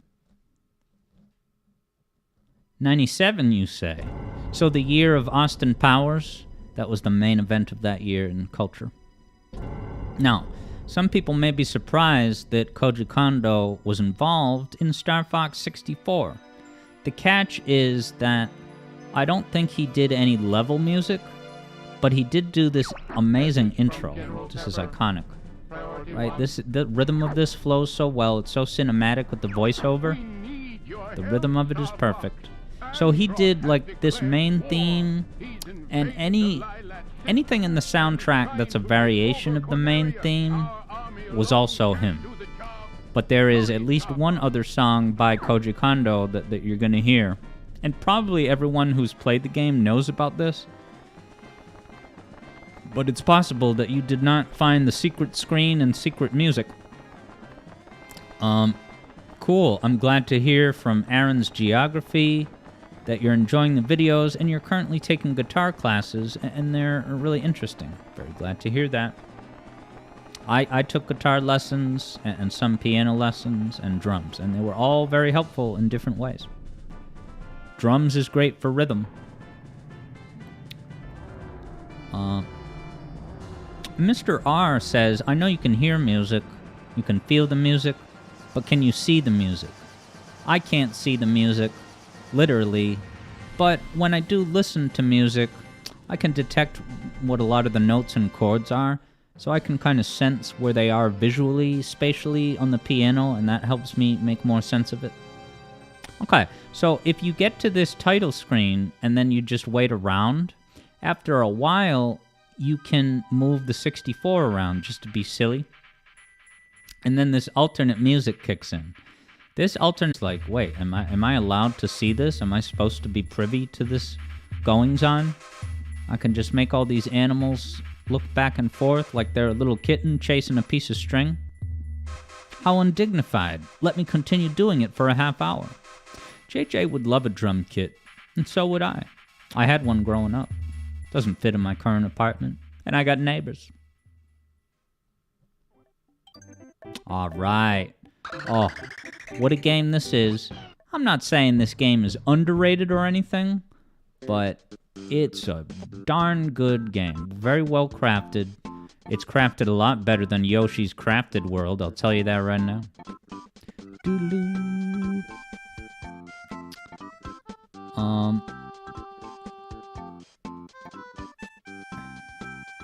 Indeed, Aaron, they're like a cat chasing a laser. Good times. I don't play as Yoshi in Super Mario Wonder because he's mellow, like hyper mellow mode, true mellow mode. He doesn't take damage, and I think if you fall into a pit, maybe he gets escorted back to the ground. Trophy generation gameplay. Indigotcha said this is a fine one. Wow, and Sam had a real ocarina once. Did you donate it to the Salvation Army? Because they need ocarinas. They're in short supply. Now, this final boss music is so rockin'. It's almost funny and comedic in a way. That it's just this death metal driving, crunchy guitars, and then like a crazy guitar solo that keeps going. Now, Takashi Tezuka was the director of this game, and I think he's now kind of the main 2D Mario guy, isn't he? The main director of Mario Wonder, for better or worse. This is like Doomsday, isn't it?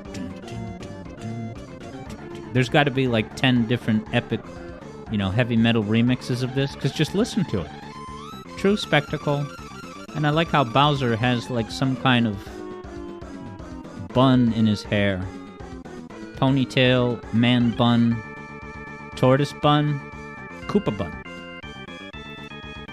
Edorian Seeker is rocking out with that guitar. I like when Bowser goes like this really quick. He's like shimmying around. Are you hearing this freaking wild electric keyboard solo? Mr. R is trying to make sense of this boss music. Yeah, Indigotcha laments that the OG Yoshi's Island not being matched in later games is kind of unfortunate. The last good Mario game. I'm just kidding, man. It's just I have some problems with Odyssey, but this game, not only does it have great music. Now, Koji Kondo didn't do the entire soundtrack for this, but he did do at least a couple that you're going to hear today. And this is a great tune, let me tell you. You're going to hear him hammer the tonic while the chords underneath change. 4, 3, 2, 1, now. 1, 1. And I love that 5 chord at the very beginning of the song. Ghostburb says 3D World, so good. This is a great game. You know, many of you know how much I play video games in a score-related capacity, and this game is an absolute treasure for that. Running through the levels, prioritizing, you know, which points are worth chasing. So now we have this beach remix of that composition, this rearrangement also done by Koji Kondo, and get ready for a, I think, 2 semitone key change. Right there. I think it's 2 semitones. Aaron's cousin is trying 100% the game, and he's stuck on the purple box marathon level with a bunch of green stars. I can't say I've 100%ed this game, but I have 100%ed Mario 64.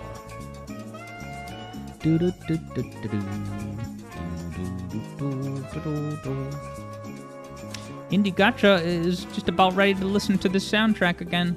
It's a real good one. Yeah, I really like the snow music in this game. It's like just a perfect winter wonderland.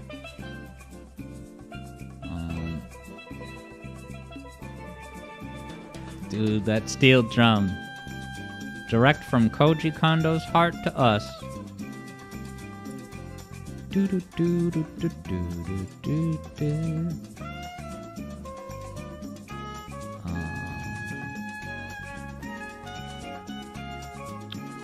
But yeah, I think Mario's gonna climb up into this nook, and that's gonna bring us to the next game. But yeah, doing points challenges on stream is very fun, very good for a bunch of wagers to place prediction bets. Welcome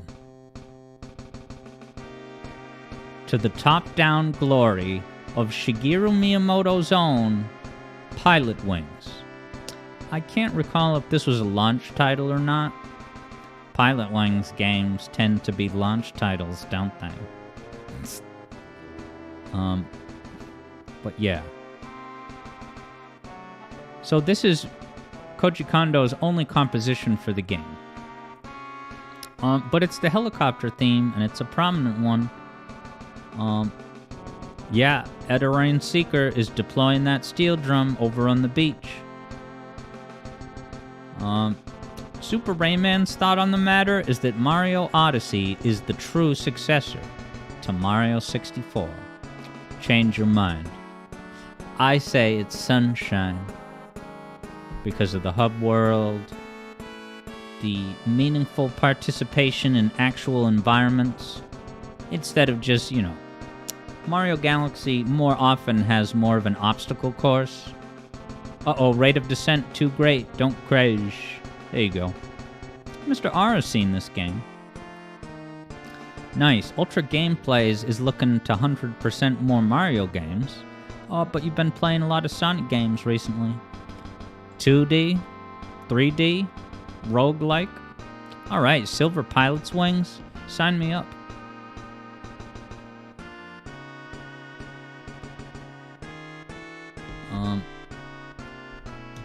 Yeah, Indie Gacha thought Kondo did all of the Pilot Wings OST. Yep. But yeah, look at those scaling effects. Is this Mode 7? SNES does what Nintendo don't? I forget. Sega don't? Sega won't? Wow, Aaron 100%ed Mario Odyssey just a couple days ago. Yeah, I'm not even close to 100%ing Odyssey, let me tell you.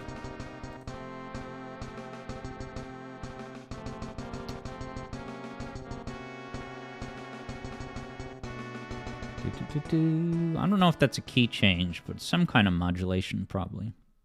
What's next? Look who it is. Talk to the Sphinx. This song is a banger. I think this maybe also was, this and maybe one other composition we're gonna see. So yeah, in these later years games, Koji Kondo, I think he was the sound director still for this game, but composition-wise, he just contributes one or two. Look at those jumping animations on the portly plumber. Speak of the devil indeed, Aaron.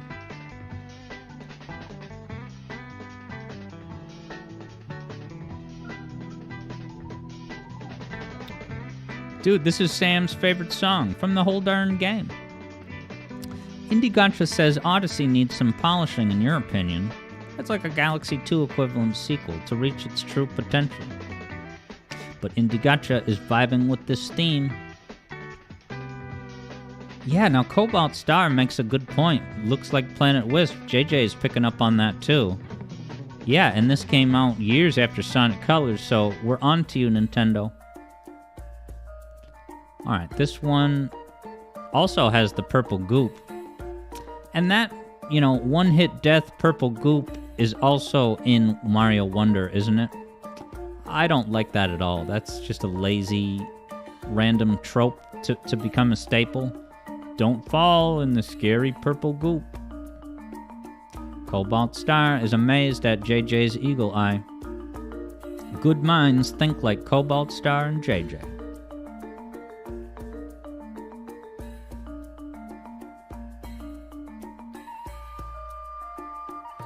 Interesting. Mr. R says every single YouTuber in existence uses this song in the background. I believe you. I haven't spotted it. I hear Carl Jobs use Celeste music a lot. And that's a truly amazing soundtrack. Celeste.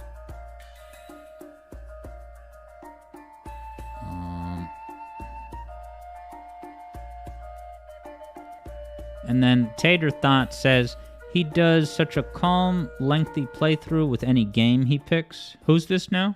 Me or someone else? Alright, so there you have it. That was the Koji Kondo Retrospective, everyone. And yeah, we typically have, a final end screen. This is a medley that Koji Kondo performed himself. And this was a secret bonus video in the Super Mario Maker game. I think Mario Maker 1. So yeah, the YouTube live stream is not done. I think now we're going to play some Sonic Robo Blast 2 kart together. Technically, you could join if you wanted and had the game.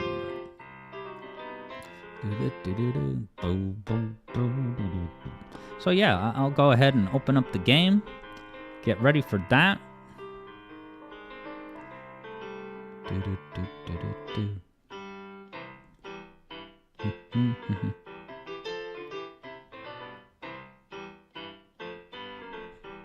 Haha, here's the problem. Too many toasters.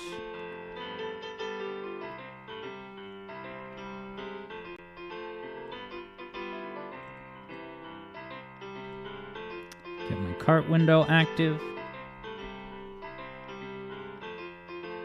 Ultra Gameplays has not played Sonic Robo Blast 2 yet. I highly recommend it. It's a hell of a game. And we're playing Sonic Robo Blast 2 Kart, which is a mod of Sonic Robo Blast 2 that's an entire kart racer.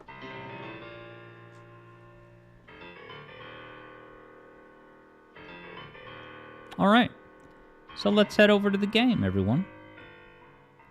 Look who it is. Sonic Robo Blast 2 Kart.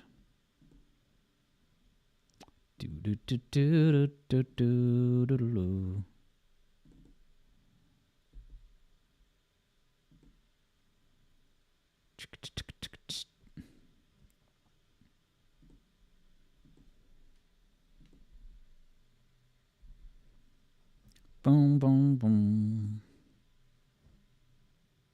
And yes, Colbart, I'm gonna stream some kart now. I need to appear back on camera. There I am. I just got to change the size of the window. So yeah, this game is truly something special, let me tell you. Whoops. Got to deactivate Steam. Super Rayman says, Jump Up Superstar is not only the first vocal track in the mainline Mario series, but for the first vocal song, it is indeed fire. Wait, wasn't there a musical number good ending of Hotel Mario on the Philips CDI peripheral? Or do I have that wrong? What the heck? Do do do do do do do do. Do do do do do. All right, cool. Indie Gotcha, I appreciate the kind words. You're taking off, but yeah, I thank you for the feedback on that very fun retrospective from Mr. Kondo. So yeah, have yourself a great. Thanks for hanging out today, Indie Gotcha, and I look forward to seeing you pop into a stream. Take care. I gotta make it so it's not full screen, and then it should update. There we go. Do do do do do do do do do do. Okay, so I have bonus characters, and then I got to turn on all these lovely tracks. So a lot of these tracks are, user generated.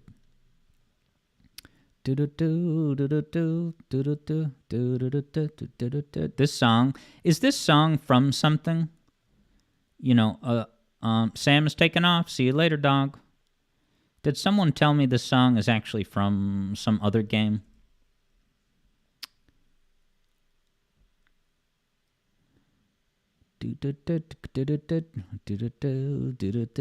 Such a good song. And this is just a big Mario cadence over and over. All right, I think I got everything. Yeah, I got the tracks and the bonus characters. Cool. Change the server options. All right, that should be good. So now I'm just going to create a room. Publicly listed, so you can find me in the listings. All right.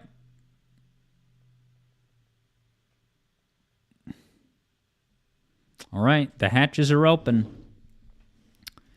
So, yeah, I'm going to drop a link on Discord, but if you're not a patron, you can find the lobby on the public server listings. So I'm just going to send out a quick notification.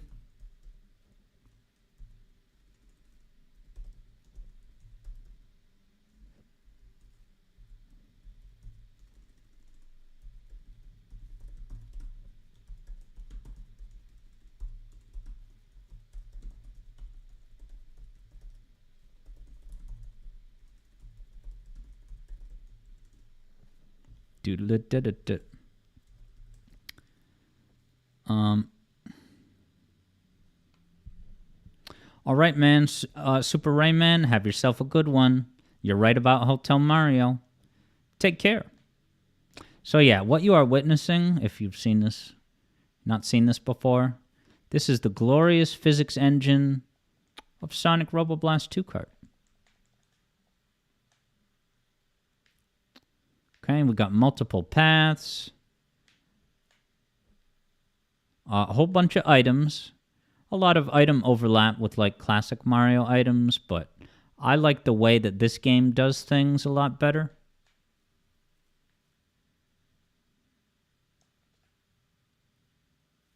All right, JJ has entered the arena.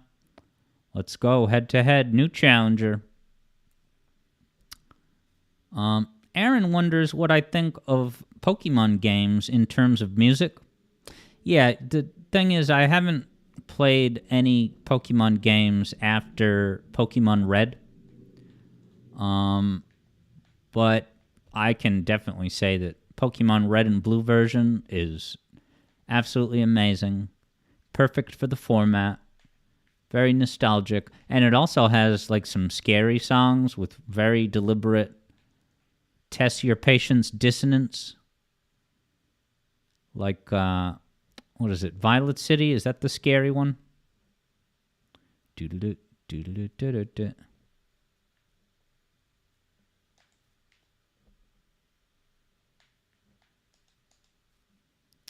All right, so this is a booster, but you don't necessarily want to spam the boost. Hey, it's JJ.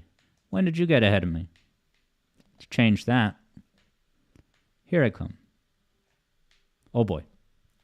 It's still the first lap? Wow.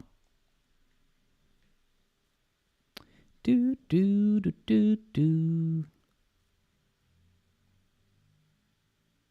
Where's Blaze going? Oh, there's Blaze. Oh, boy. Yeah, Burster says Lavender Town. Yeah, that sounds right. There's like the one that's like...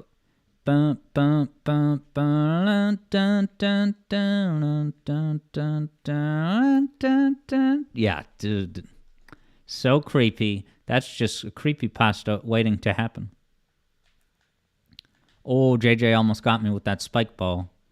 But now I'm going to pass his ass. Just watch. Don't believe me, just watch. Boost. And I got to try to remember to dodge some of these hydrosity sharks. Because you see, in this game, there's a hydrosity shark item. And it's pretty deadly, but it recently came to light that you can dodge it with a well-timed boost. Just like in Sonic All-Stars Racing Transformed. Oh, that was absolutely disastrous. Where's JJ? There he is. I went on a different path. Will I come to regret it?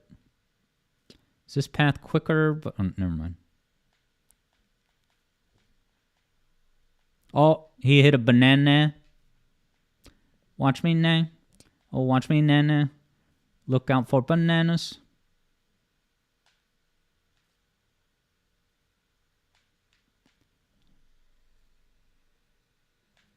Oh, okay. Cobalt Star said that I was actually singing good old Viridian Forest. Da, da, da, da, da, da, da, da.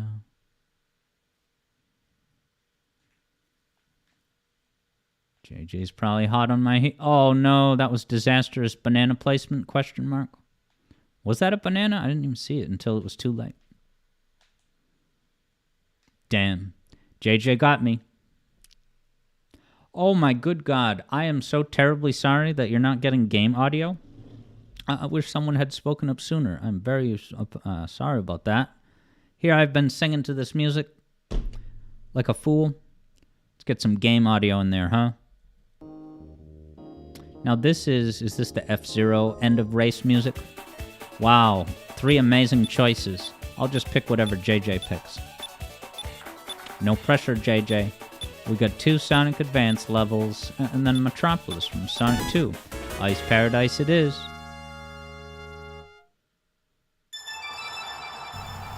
Alright, audio is restored. And now you're going to get to hear this lovely ice level music.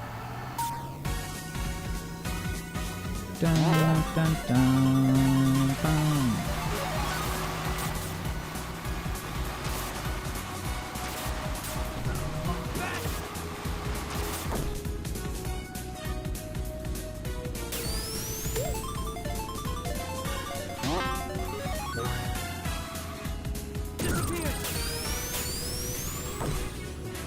Ghostbird definitely needs to download this game.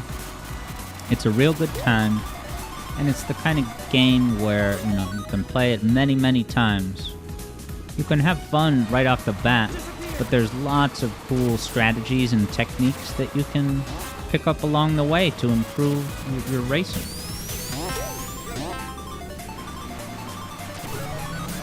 But yeah, it's got so much great music. Remixes of Sonic songs. Sometimes it just includes the song itself, but a lot of time there's really great remixes on offer. And then there's, you can pick and choose which mods to use. Like you can see that now I'm drifting, there's that bar that's filling up. And that's a mod. The base game doesn't give you a drift gauge like that. Crap. There's JJ coming up behind me. Oh god. Ultra gameplays may have to take off soon. Wow, you're gonna go pick up a copy of Sonic & Knuckles from the mail. Well, I commend you on your purchase. It's a good game. I've done at least one music theory video about the music from Sonic & Knuckles. And maybe I'll do more. Uh-oh. Oh, JJ took the shortcut. And there's only 2 laps on this track.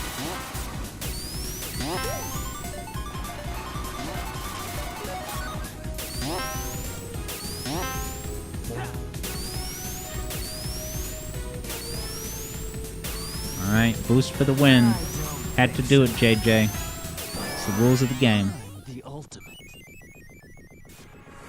Alright, sorry that Cobalt can't get the game up and running, but yeah, we typically play this once a week. On either Friday or Saturday. So there's more opportunities to join. Aaron's favorite Sonic 3 song? Marble Garden Song. Yeah, I grew a much deeper appreciation for that once I did the music theory. I always liked it enough, but now I'm very fond of both Marble Garden. It's really good stuff. And I was thrilled to bring in the kind of similarity comparison to Stardust Speedway Past, specifically. All the time eras, but specifically the past. Has a very Marble Garden energy to it.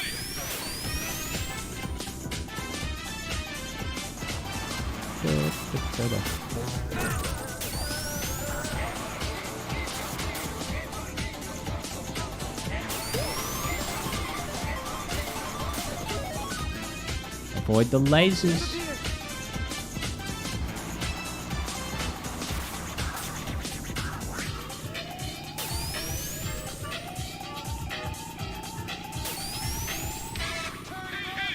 This was the most recent Sonic CD music theory video that I did. And a darn good one, too. Good way to start off the year of our Shadow, 2024. I wonder if Shadow is going to show up in the Knuckles series. No spoilers if you've seen it. LMAO.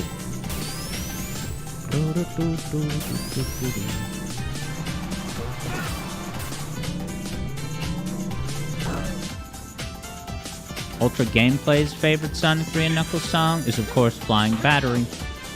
A darn good one. And I think that's the most viewed music theory video that I ever did, Flying Battery. Oh no, I got by that tricky U-turn, JJ. So now I gotta catch up.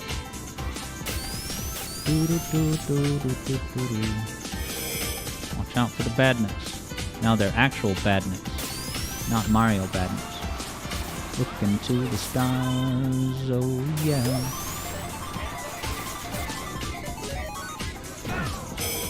Alright, so I sent a first place missile after JJ. Let's see how he can handle it here at the Stardust Speedway. Yeah, the ground glitches out in this level sometimes. Well, I heard Shadow say something.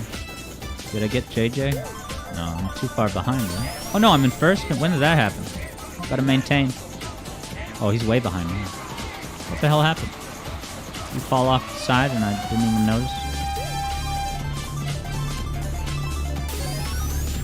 So now I've got a first place missile on my tail. Speed increase down the hill. Here comes JJ. Not fast enough though. Aaron says in Sonic Mania, Stardust Speedway Act 1 has a lot of assets from Marble Garden.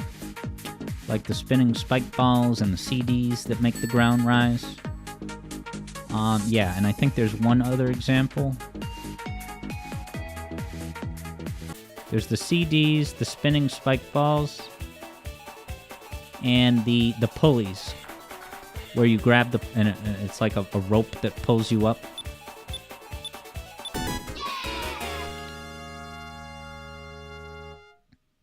Aaron knows that Flying Battery is straight up gold, and Aaron's ears exploded when you first heard it back when playing Sonic & Knuckles in the Classic Collection. Yeah, that was an epic one to experience as a kid. Especially since, for the longest time, we were all stuck on Mushroom Hill. None of us could beat the boss of Mushroom Hill Act 2. And I love Shadow's voice clips in this here game. And I hope that Keanu Reeves says that exact phrase in the upcoming movie.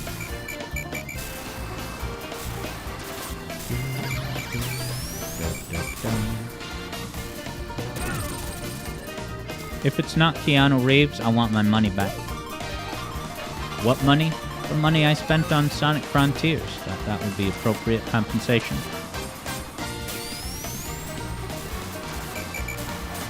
Wow, I never heard those little red hazards make their own little sound effect.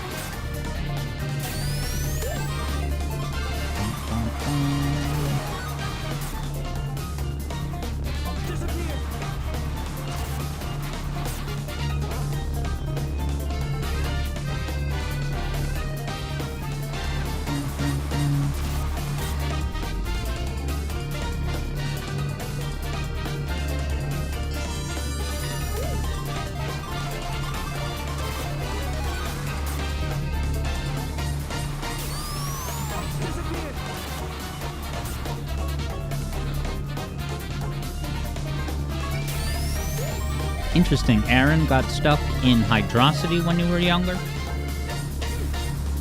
Was it because you kept falling down into the lower path? And you kept drowning? Because hydrosity has at least a couple moments where you do need to get an air bubble in order to make your way through effectively. Alright, JJ got by the homing missile. The end is in sight.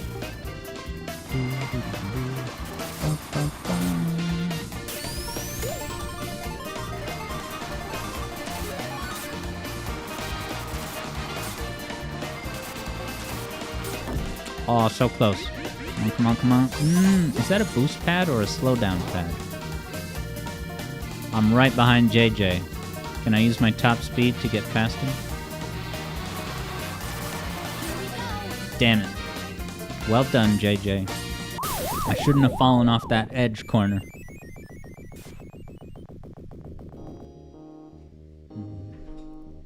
Yeah, so we'll probably play for another 20 minutes, and then I will bid you all good afternoon.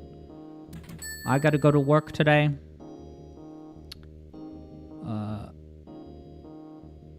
Because yes, I do have a job that I go to part-time throughout the week. Alright, I can always pick something different. Yeah, I don't want a drab level. Let's go to the Team Sonic Racing level.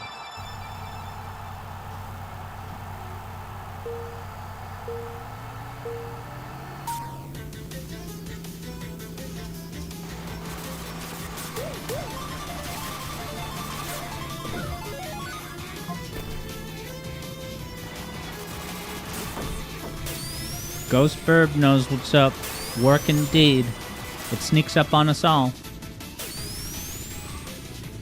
But hey, I can go to work with a smile on my face, knowing how good of a time I had here with all of you today. And so yeah, I might as well just take this opportunity to say thanks a whole bunch.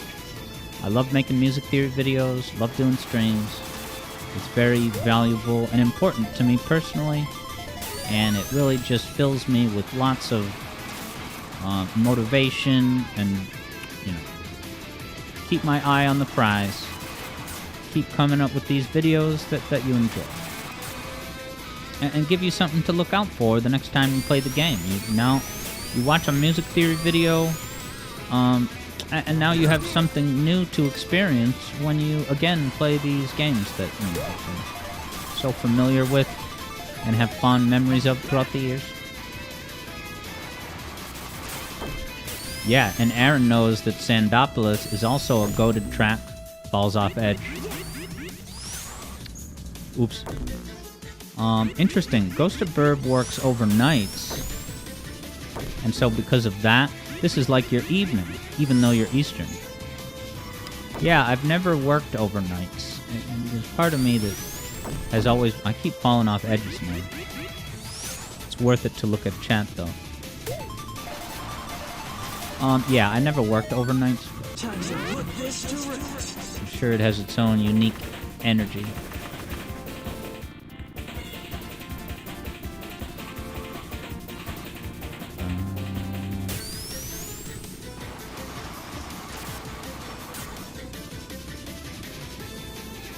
But yeah, Sandopolis is a great tune, and I'm very thankful to have been able to put together that great guitar performance by Randy Lee at the end of the Sandopolis video, with the Seven Nation Army homage.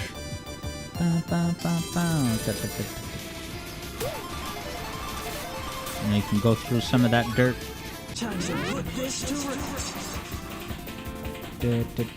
Chaotix. This music's from Chaotix.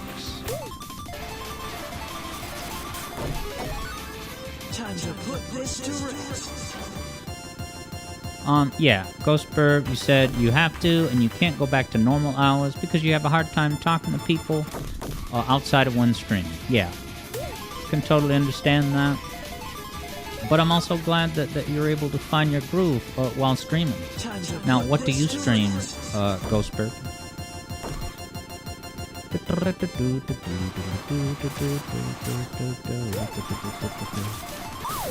I exploded, guys.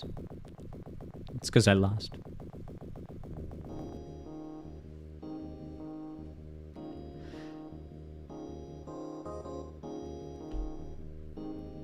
Oh, pardon me, my God. JJ says night work was genuinely your favorite work. Yeah, I'm sure you can get into a good groove and it just feels epic that you're getting productive things done while most of the planet is just lying still in their beds. Doesn't make a lot of sense, but... Mushroom Hill, let's go! Mario Cadence, anyone? I don't think this music is actually going to be Mushroom Hill, but... The true Mushroom Hill music does have a Mario Cadence.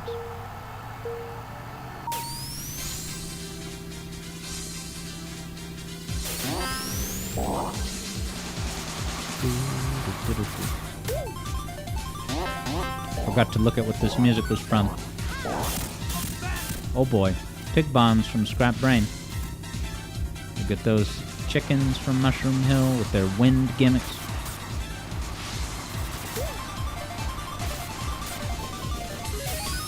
Wow, that grass really slows you down even if you're at a mid-boost.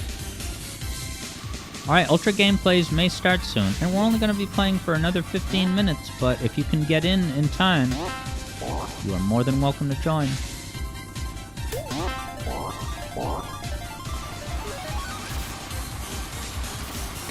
And I can actually, to speed up your join process, I can give you the link to download mods. If you don't have the mods that are needed, then it can take a while to download them before it lets you in the lobby, you know? So I can give you the link, and either way, that way you'll have all the tracks for future sessions, if you're ever going to join us in the future.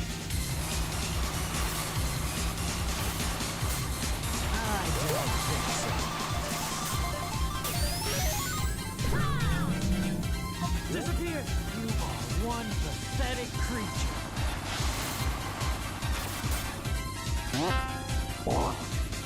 Alright, so Ghostbird has random streams of Dance Dance Revolution. And when you finally get back into streaming, ooh, Sonic and Splatoon. Sounds like a good time. I play Splatoon, and so does JJ. I haven't played it very frequently lately, but I have had a couple of passionate seasons with all three Splatoons.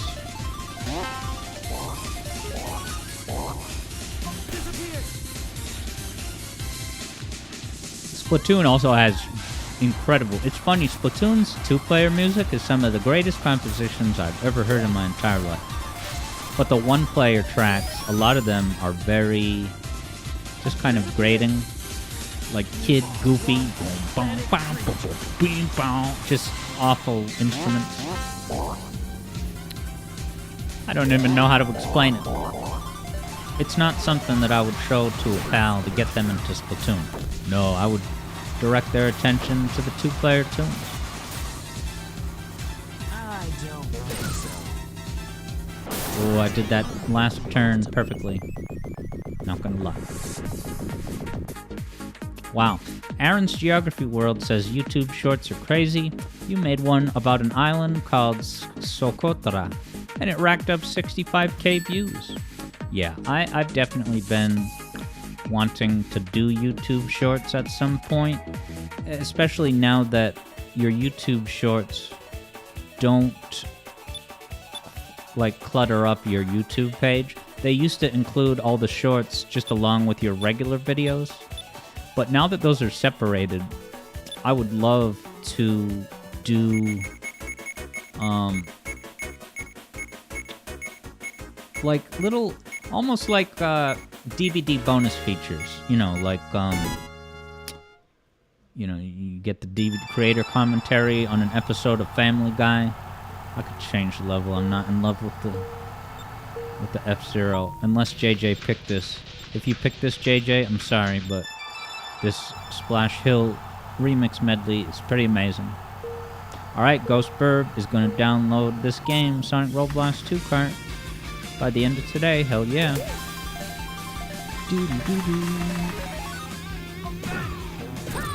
JJ almost got me. Right behind you.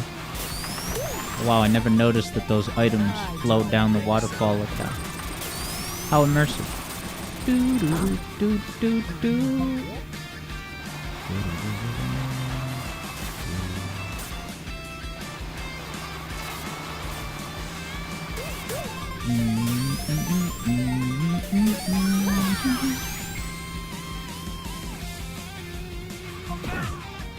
Oh, that was way too close. And then I fell off the waterfall. Big use. Yeah, so this level is just one long, massive track instead of like a 3-lap thing. And with each lap, you go to the next act. Because, of course, I know all of you are massive fans of Sonic the Hedgehog 4, Episode 1. So, yep, now this is the Act 2 remix. Because we're in the second portion of the 3 sections of this track.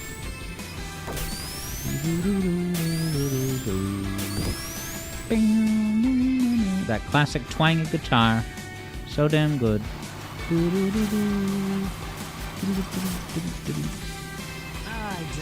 Goodbye, JJ.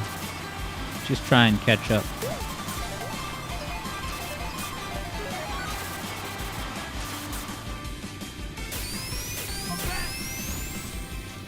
Oh god.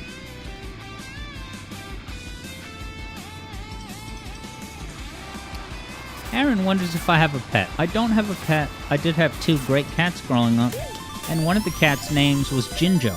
You know, the Jinjos from Banjo-Kazooie, which I've done one music theory video about Banjo-Kazooie. Yeah, I'd love to get a cat at some point, but it's not in the cards yet. I have to obtain sustainable profitability in content creation first.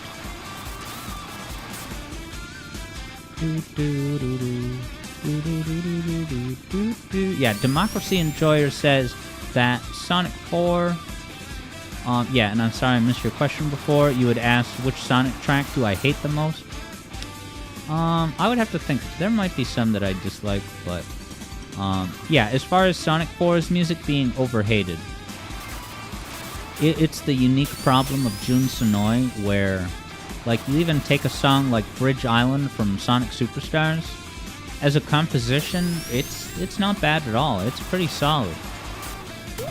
But the arrangement that we got in Sonic Superstars of that Bridge Island music, you know, that's not what it would have sounded like if they had just used Jun Sonoy's version. The ultimate. Yeah, Aaron says Splash Hill is kind of good. That Act 3 that's like... that's 10 out of 10. It's unfortunate that it's locked in the Sonic 4 cinematic universe, but... Splash Hill even got a reference in Sonic Movie 2, was it? Or 1? Alright, so it's 123. So we'll have 2 more races, but possibly 3. So, yeah, if there are people that wanted to join today that didn't, not to worry, we play once per weekend. Granted, when we play on the weekends, we start at about 7:30 p.m. Eastern. And we play for like 2 hours. Alright, looks like Ultras is gonna actually join in on this. Possibly. But yeah, if you can't get in today, there's always next time. Oh, hits the wall. Aaron really likes Sand Sanctuary from Sonic Superstars.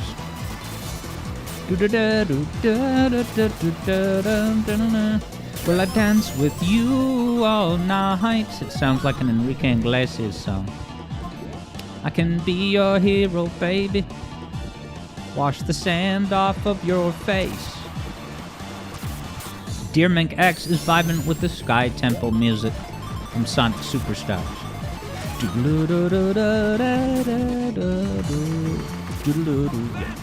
That's how it goes, Alex.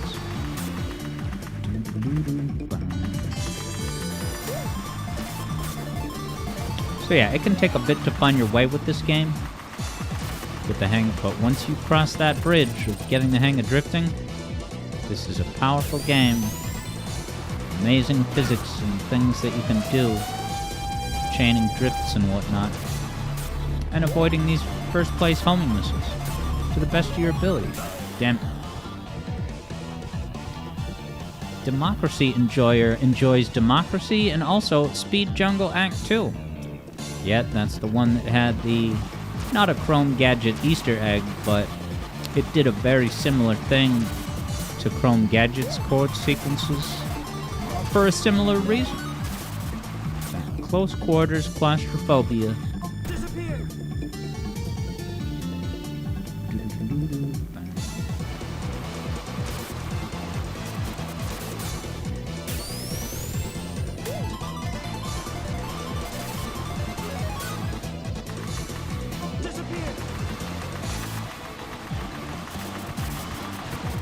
Don't even need a rainbow boast to seal the deal. Just a red boost. The ultimate. Dear Mink thinks that Sky Temple should be the minimum standard for how Genesis sounds or like sounds should be in current day classic games. Yeah, I'm personally not too keen on it, but I definitely respect the musical taste. I wish I'm jealous, if anything. I wish I could enjoy it. JJ can't say no to the Puyo Puyo level, and neither can I. So yeah, we'll do 2 more races, let's say.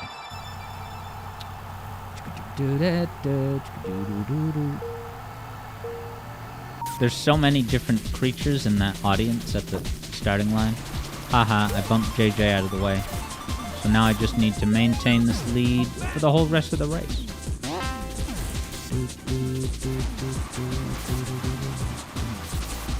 I've yet to play a Puyo Puyo game, but I have played Robotnik's Mean Bean Machine. I have not played Dr. Robotnik's Ring Racers. Yeah.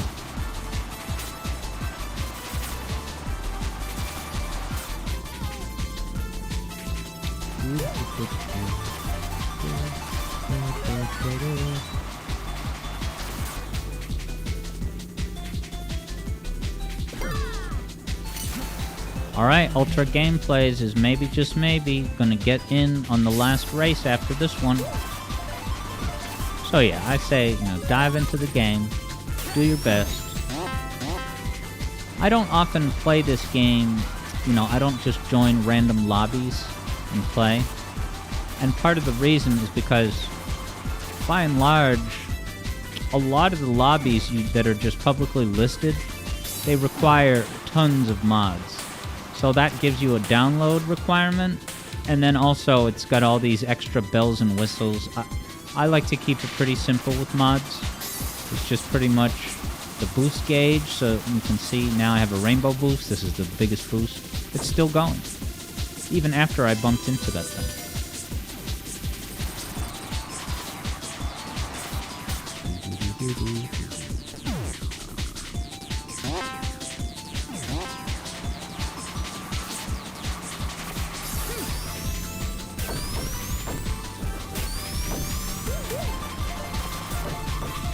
That was way too close. Oh, almost got me that time. JJ's coming in hot. Drop a banana for him.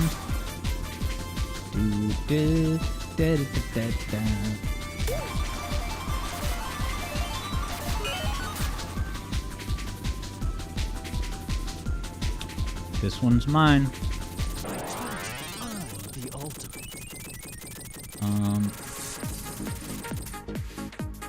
Nice. Aaron appreciates Mean Bean Machine.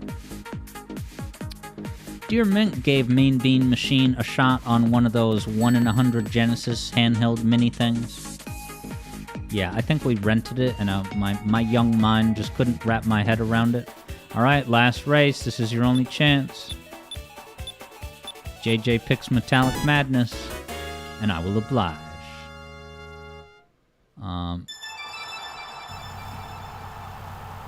Yeah, I've never had one of those Genesis minis or those... Yeah, they are official things, but they outsource it to a company that basically makes a self-contained emulator. You know, a plug-and-play type of deal. I remember having a Pac-Man one in college, I think. One of my pals did. Dear Minx like that sticker of Puyo. Oh god. That always happens to me. Both of these Sonic CD levels have a couple of tricky U-turns, you know?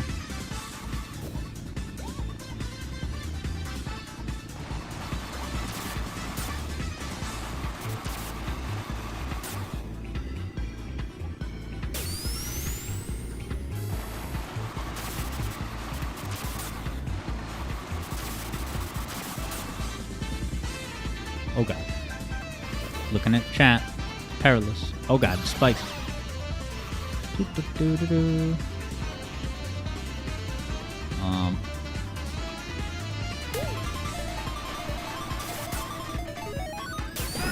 Take that, JJ. It's my catch-up attempt.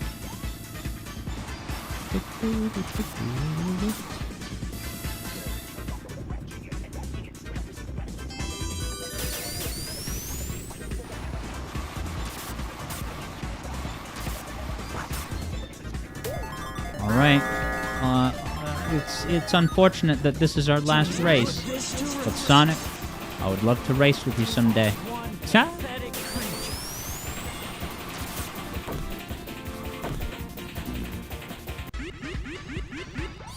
Cool, so Burster just beat a boss in Dark Souls, and you're looking forward to see me streaming it. Yeah, so if I recall, you had said that you just picked up the game, you know, kind of inspired by me streaming it. You liked what you saw. So, assuming you're that person,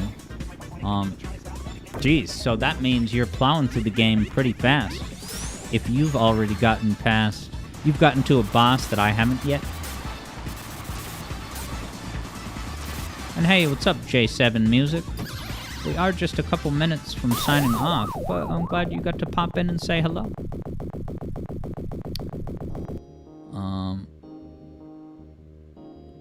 Yeah, Dear Minx, parting words about Metallic Madness. You think Act 1 does a good job of representing the absolute madness.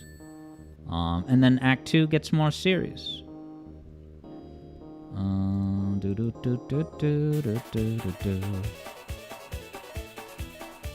Oh, cool, and I just saw Ghostbird pop into the Discord. Very cool. I appreciate that, Ghostbird. For coming on board as a patron. That's awesome. Yeah. So I do have to go now. I apologize for that, everyone. But this was a total blast. And yeah, the Mario video is coming your way very soon. Definitely this coming week, you know, pending any unexpected meteor showers. So yeah, huzzah, Ghostburb is in.